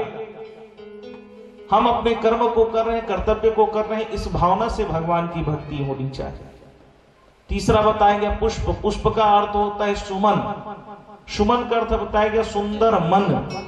कथा में जाते हैं तो भगवान को तन नहीं दे सकते, धन नहीं दे सकते, लेकिन सुंदर मन समर्पित करना चाहिए भगवान को, अच्छा भाव समर्पित करना चाहिए। कभी भी ऐसे द्वेष युक्त, ईर्ष्या युक्त, कपट युक्त भाव भगवान के समक्ष नहीं। मन को बड़ा पवित्र करके हमें किसी से या किसी के प्रति भावना कभी गलत रखकर भगवान की कथा नहीं सुननी चाहिए। निर्मत्सराणाम, कथा क्या कहती है? निर्मत्सराणाम, संसार में जितने भी व्यक्ति हैं उसके लिए कभी भी द्वेष की भावना नहीं होनी चाहिए। कथा किसके लिए? निर्मत्सराणाम, जिसके अंदर किसी के लिए द्वेष नहीं, कपट नहीं। कथा में या कोई व्यक्ति कौन सा कार्य कर रहा है उसके पीछे में व्यक्ति को जाना नहीं, केवल भगवान की भक्ति को धारण करने के लिए हम जब बैठे तो निर्मत्सरण, उसके लिए कथा होती। तो इसलिए कहा गया जो जल है भगवान को बड़ा प्रिय, फल की अपेक्षा नहीं। और पत्रम पुष्पम फलम तोयम, जिसको कहा गया। पत्र का अर्थ क्या है? जैसे तुलसी पत्र यहां चढ़ा है, तुलसी कितनी हल्की होती, देखे ना, तुलसी कितनी हल्की होती, लेकिन इसकी महिमा कितनी है। जब तक ये भगवान नारायण में न चढ़ाई जाए तब तक भगवान भोग को ग्रहण नहीं करते। ये तुलसी की महिमा, हल्की होने के बाद भी उसकी महत्ता कैसी। ऐसे ही हमारा स्वभाव होना चाहिए जीवन में। जैसे तुलसी हल्की है उसी प्रकार से कभी अहंकार से युक्त जीवन नहीं होना चाहिए। सबके लिए अच्छी भावना, सद युक्त भावना, सदमार्गी जीवन, इसी प्रकार से हमारा जीवन होना चाहिए। तो पत्र के समान। दूसरा पुष्प बताएंगे सुंदर मन, और फल की अपेक्षा नहीं। पत्रम पुष्पम फलम तोयम, जैसे जल को हम समर्पित कर दें तो भगवान उस जल को स्वीकार कर लेते हैं, उस भाव को स्वीकार कर लेते हैं। इसलिए भक्ति जो है भावना से युक्त। भागवत की कथा भक्ति मार्गी, ये कथा कैसी है? भक्ति मार्गी। आपके अंदर ज्ञान रहे चाहे ना रहे, वैराग्य रहे चाहे ना रहे, लेकिन भक्ति प्रबल होनी चाहिए। भगवान के लिए प्रेम प्रबल होना चाहिए। प्रेम ते प्रकट होई मैं जाना। और हम जानते हैं संसार में हम किसी के लिए भी कितना भी कर लें, अंतिम में हमको यही शब्द सुनने को मिलता है कि आपने किया क्या है। इसलिए जानकर भी हम अनजान मन कर ना बैठे, अच्छा कर्म करते हुए जीवन को सन्मार्ग में लेकर चलें, अपनी मुक्ति का साधन करें। पुनरपि जन्मम पुनरपि मरणम, बार बार जन्म मृत्यु के चक्रव्यूह में कितना हम संसार में फंसकर अपने दुखों को स्वयं निमंत्रण दे रहे। इसलिए बार बार इस चक्रव्यूह से मुक्ति के लिए भगवान की कथा नित्य निरंतर जो श्रवण करेगा, केवल एक शब्द से भागवत की कथा से मुक्ति हो सकती है, लेकिन वो भाव होना चाहिए। संसार हमको केवल दुखी करेगा, हम संसार को सुख दें लेकिन संसार हमको केवल दुखी करेगा। इसलिए संसार के लिए नहीं, सार के लिए दौड़ना चाहिए व्यक्ति को, भगवान के लिए दौड़ना चाहिए। आज देखिए, एक अन्न के ग्रहण करने मात्र से संत के चरणों की सेवा का फल, संत के दर्शन का फल, पुण्य पुंज मुनु मिले नहीं संता, संत हृदय नवनीत समाना। संत का हृदय बड़ा कोमल होता है और संतों के दर्शन मात्र से ही परमात्मा के दर्शन हो जाते हैं। संत का क्षण और अन्न का कण बड़ी दुर्लभता से मिलता है।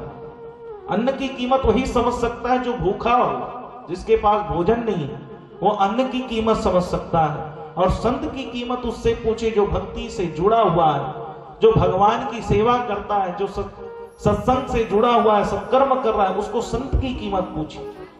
इसलिए कहा गया संत का क्षण और अन्न का कण बड़ी दुर्लभता से मिलता है। आज देखिए, उस अन्न के कण के माध्यम से मन में भक्ति का प्रवाह हो गया। अब भजन करेगी, जब भजन प्रारंभ हुई तब नारद जी को पता ही नहीं चला, इसको कहते हैं भक्ति। नारद जी के नेत्र बंद थे, आंसू गिर रहे थे भगवान के प्रेम में, और जब प्रेम में अश्रुपात हो रहे थे तो नारद जी को पता ही नहीं चला वो कब खड़े हुए और नृत्य करने लगे और भगवान के नाम के जयकारे करने लगे। बोलो भक्तोत्सल भगवान की। और जयकारे करते करते करते नृत्य करने लगे। उन्हें पता ही नहीं चला कि उनके बगल में कौन है, कौन आ रहे, कौन जा रहे, उनको पता ही नहीं चला। ओम नमो भगवते वासुदेवाय, ओम नमो भगवते वासुदेवाय, ओम नमो भगवते वासुदेवाय, ओम नमो भगवते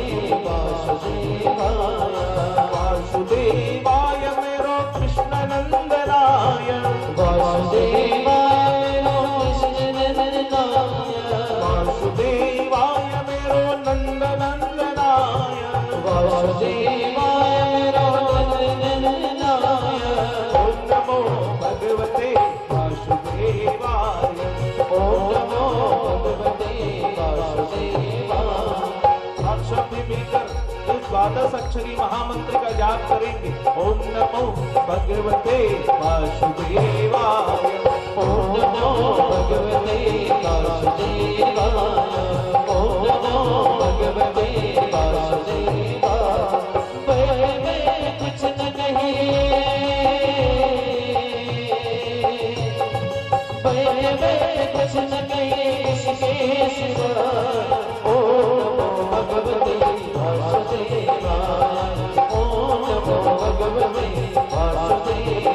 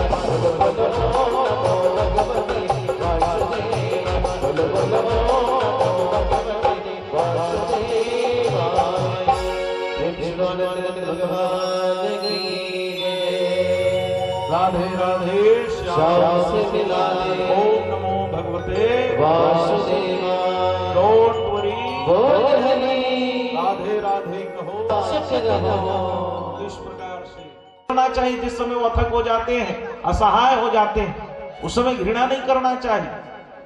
हम घृणा करते हैं, यदि उनका पित्त निकलता है, वात निकलता है, तो हमको घृणा हो जाती है। शरीर नश्वर है, उस समय वो बच्चे बन जाते हैं। जैसे बच्चे होते हैं उसी प्रकार से उनकी सेवा करनी चाहिए। लेकिन हम उनसे घृणा करके उनको उनके समक्ष जाते नहीं। उनको कितनी पीड़ा होती होगी बताइए। इसलिए कहा गया संसार में धन कमाए चाहे ना कमाए, लेकिन आशीर्वाद जरूर आपको लेना चाहिए। बड़ों का, माता पिता का आशीर्वाद जिसके साथ में है, संसार कभी उसको हरा नहीं सकता। तो यहां बताया गया, देखिए आज नारद जी ऐसे संत हैं जो अपनी माँ की सेवा में लग चुके हैं। अथक हो गई है माता, चल नहीं पाती, उसको लेकर चलाते हैं, स्नान कराते हैं, भोजन कराते हैं, शयन कराते हैं, कष्ट के उनके दुख के निवारण के नित्य प्रति पंखा कर रहे हैं खड़े होकर। सुबह से रात कब हो जाती, रात से सुबह कब हो जाती पता नहीं चलता पंखा करते करते, लेकिन अपने माँ बाप को नहीं छोड़। ऐसे नारद जी उनकी सेवा कर रहे हैं। समय जब बीता तो शरीर साथ देने वाला नहीं, सर्पदंश से मां की मृत्यु होने के बाद नारद जी ने कहा मेरा कोई नहीं है, मैं क्या करूंगा संसार में। जितने भी वहां धन थे, जितने भी वहां संपत्ति थी, जितने जमीन थे, सबको बेचकर मां का जितना भी कार्य था सबको संपन्न किए, दान कर दिए, सबको माता के नाम से पूजन करा दिए, सबको दे दिए और नारद जी चले गए। कहे अब मैं क्या करूंगा यहां रहकर, अब मैं तो केवल परमात्मा की भक्ति करूंगा। चले गए गंगा जी के तट पर और वहां जाकर केवल एक झोली रखे हुए हैं, भिक्षा मांगकर जीवन यापन कर रहे हैं। युवावस्था से वृद्ध होने की कगार पर आ गए, उसी से अपना जीव को पार्जन कर रहे हैं। केवल उसी वासुदेव गायत्री मंत्र का जाप कर रहे हैं। नित्य प्रति गायत्री मंत्र का जाप करते करते अजपा हो गए। कैसा मंत्र है अजपा मंत्र? अजपा का अर्थ क्या है? जिसको उच्चारण करने गिनने की जरूरत नहीं पड़ती, उसको अजपा मंत्र कहा है। मंत्र जब हमारे हृदय में, हमारे श्वास में चला जाता है तो जैसे श्वास चलती है वैसे ही मंत्र चलता है। हम बोल रहे हैं लेकिन हमको गिनने की आवश्यकता नहीं पड़ती, उसको अजपा मंत्र कहा गया। और अजपा मंत्र जाप करने लगे नारद जी और वासुदेव गायत्री मंत्र का नित्य प्रति जाप कर रहे। मन तो केवल परमात्मा में लग गया, अब संसार में लगने वाला नहीं। अजपा हो गया मंत्र, श्वास चल रही है, ऐसी अवस्था आ गई, वृद्ध हो गए। अब तो शरीर में ऐसा बल ही नहीं है कि उठ सके। कोई उठा भी दे तब उठ सकते हैं, लेकिन अब उठने का सामर्थ्य नहीं, कोई भोजन देने वाला नहीं, पड़े हुए शरीर जो है जीर्ण हो गया। फिर भी मंत्र चालू है, मेरे परमात्मा आएंगे, मेरे भगवान आएंगे, मेरे श्याम सुंदर आएंगे, इस प्रकार से। और नित्य प्रति जाप करते करते करते नेत्र बंद हो गए तो एक समय नीले रंग का प्रकाश दिखाई दिया। नीले रंग के प्रकाश में कोई ऐसा बालक जो दौड़ कर आ रहा है, जिसके मुख में माखन लगा हुआ है, कह रहा है कहां जा रहे हो, कहां जा रहे हो। जब नीले रंग के प्रकाश में उस बालक को देखने लगे तो देखे बाल मुकुंद भगवान दर्शन दे रहे हैं। बोलो बाल कृष्ण भगवान की जय। नारद जी ने प्रश्न किया, प्रभु मैं बाल्यकाल से आपकी भक्ति कर रहा हूं, लेकिन आज मुझे आपने दर्शन दिया। भगवान ने कहा अभी तुम्हारे सुकृत कर्म थे, फिर भी मैंने उसको त्याग कर तुम्हारे भक्ति को देखकर, तुम्हारी निष्ठा को देखकर मैं तुम्हें स्वप्न में दर्शन देना। आज भी जो व्यक्ति को स्वप्न में भगवान का दर्शन होता है, साक्षात भगवान का दर्शन कहा। कोई होए दर्शन स्वप्न में, सपना में। जिसको सपने में भगवान का दर्शन होता है उसको कलयुग में साक्षात बताया गया। कोई हो है आज प्रण करके जाओ, नहीं हो है तो आज भगवान आप दिखे लगे स्वप्न में की। कौन कौन प्रण करके जाओ? कौन नहीं करके जाओ प्रण?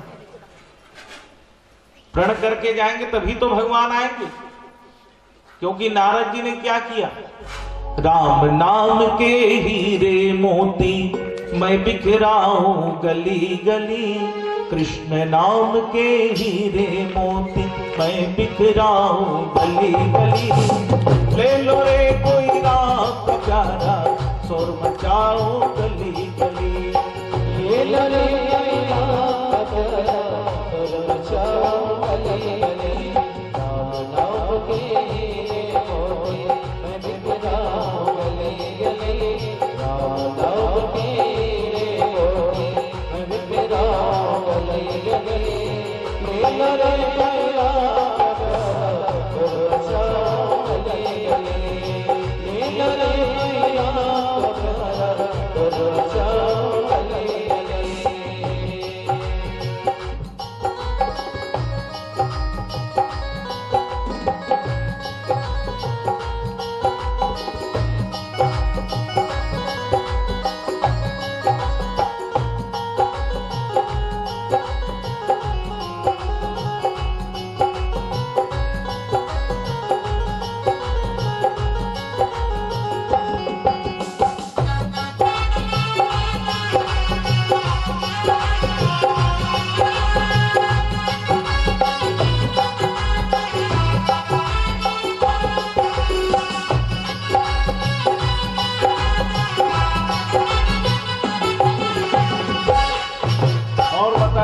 जो माया में फंसे हुए उनके लिए। माया के दीवानों सुन लो, एक दिन ऐसा आएगा। माया के दीवानों सुन लो, एक दिन ऐसा आएगा।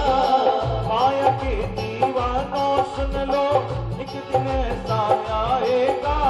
माया के दीवानों सुन लो, एक दिन ऐसा आएगा। दौलत और महल खजाना यही पड़ा रह जाएगा।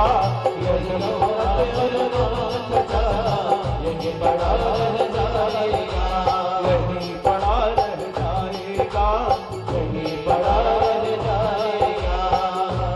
और चंचल काया माटी होगी हो,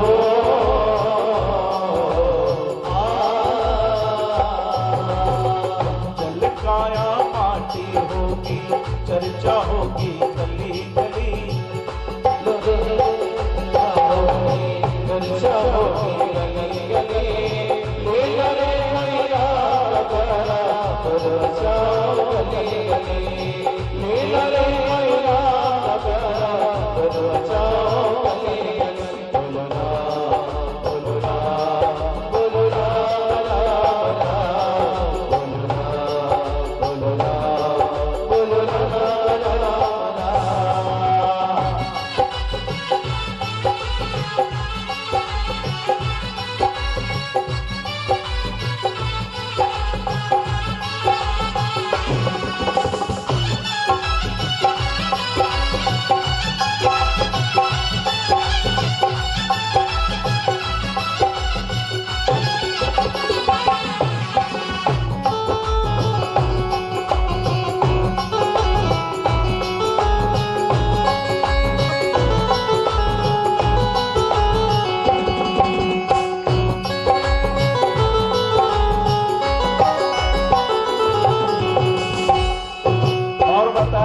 संसार में मेरा मेरा करते करते चले जाते।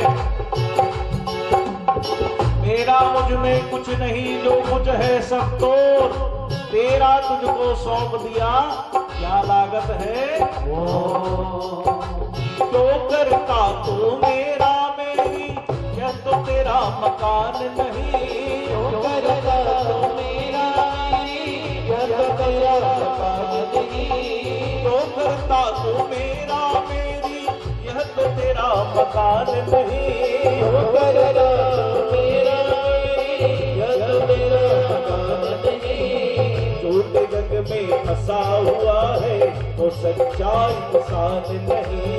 छोटे जन में फंसा हुआ है वह सच्चा इंसान नहीं। वह सच्चा इंसान नहीं। वह सच्चा इंसान नहीं। और जग का मेला 2 दिन का है।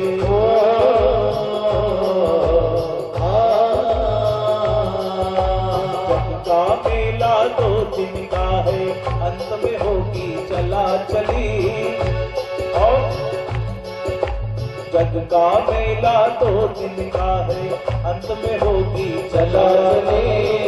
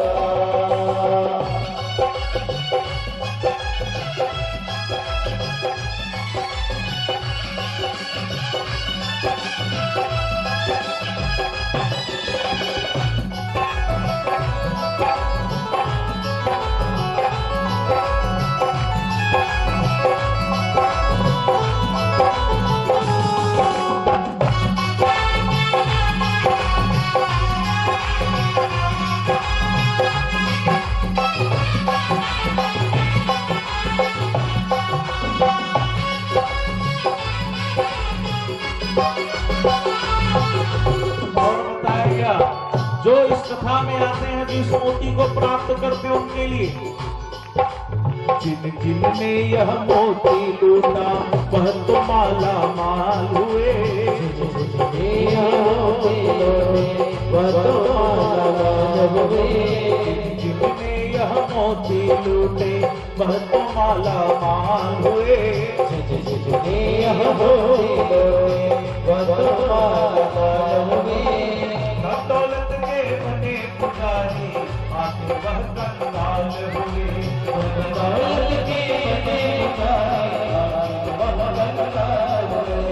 आखिर वह कंगाल हुए। आखिर वह कंगाल हुए। साथी सोने वालों सुन लो।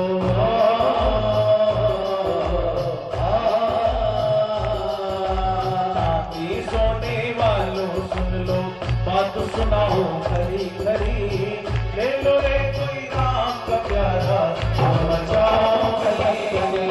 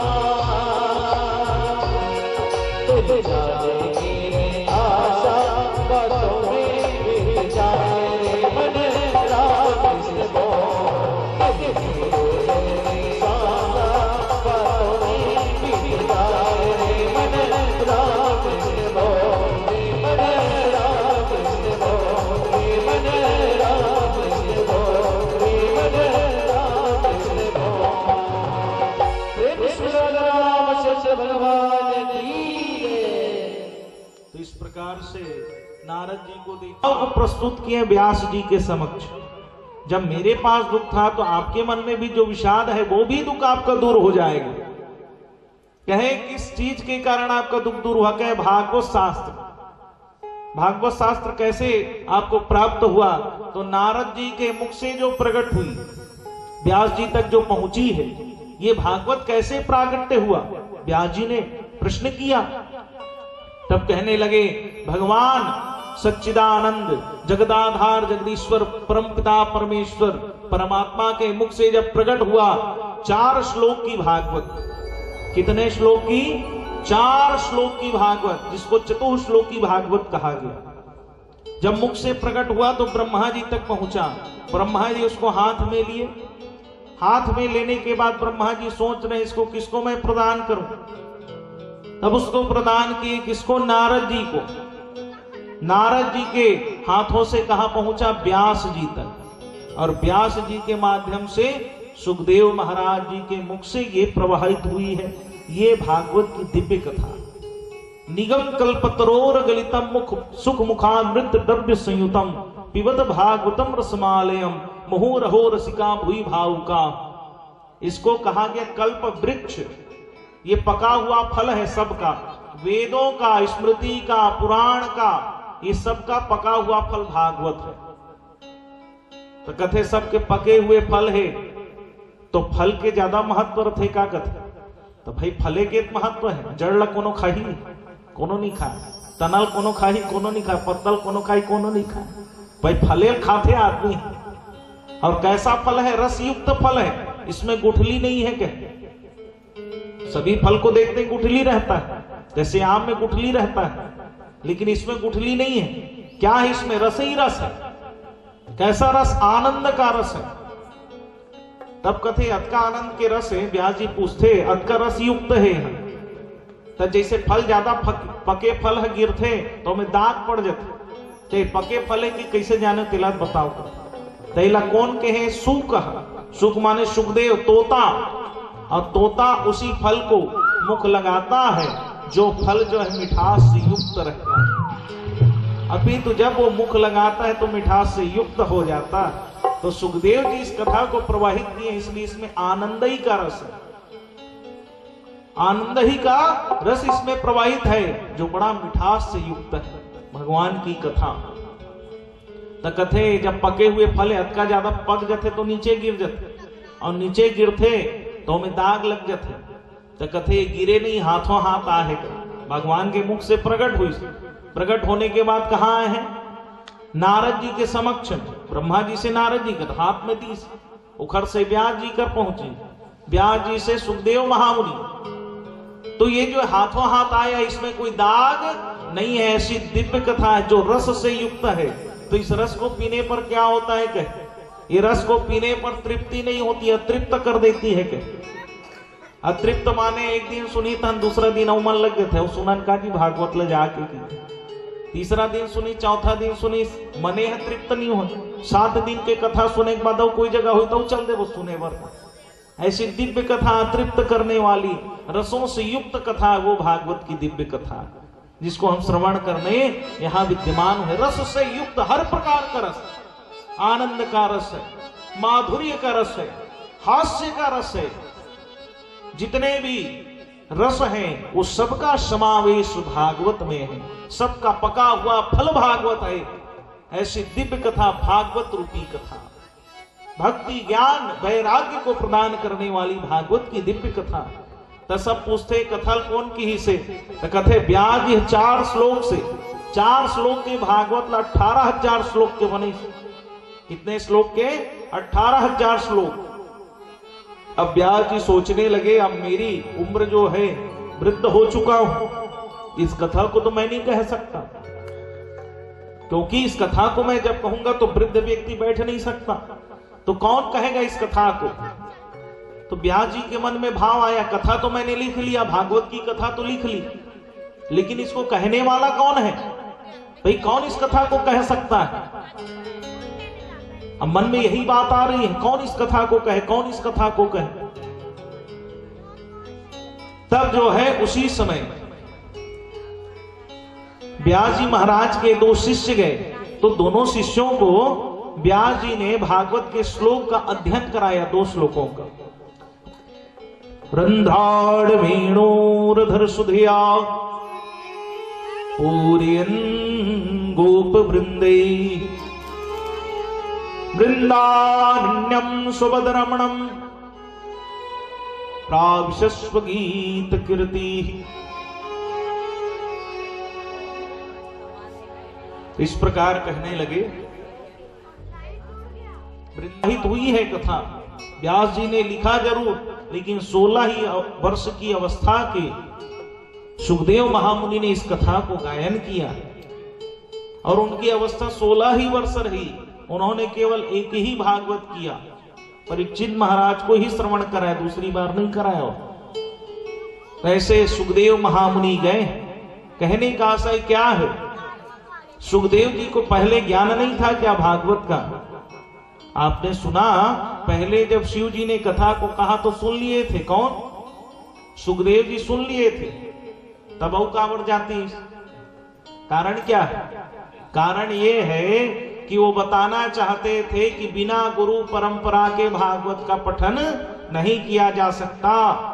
बिना गुरु बनाए हम भागवत की कथा नहीं कह सकते हैं। ये कौन बता रहे हैं?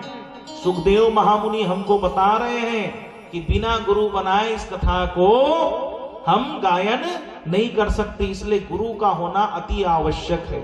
ये कौन बताए हैं? सुखदेव महामुनि बताए। और पूरा जो है भागवत की कथा का अध्ययन किए और अध्ययन करने के बाद सुखदेव महामुनि पिता को प्रणाम करके फिर जाने लगे। प्रेम से बोले सुखदेव महामुनि की। आज की कथा यही विश्राम करते हैं समय अनुरूप। कल जो है पुनः कथा दोपहर में प्रारंभ होगी। आइए भजन करते हुए भगवान की दिव्य आरती में हम फिर प्रवेश करेंगे।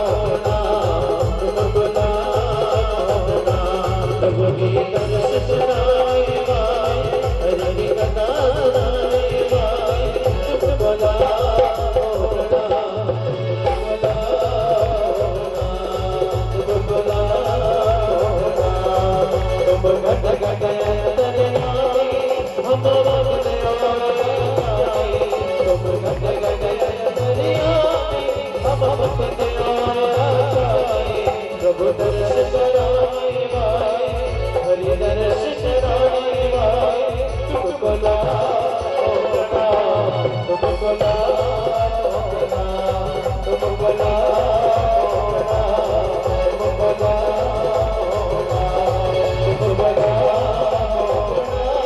तुमको लाओना कृष्ण भगवान की जय। बोले भागवत महापुराण की जय। आइए सब आरती में प्रवेश करेंगे। भागवत सुनते मोबाइल को पकड़ के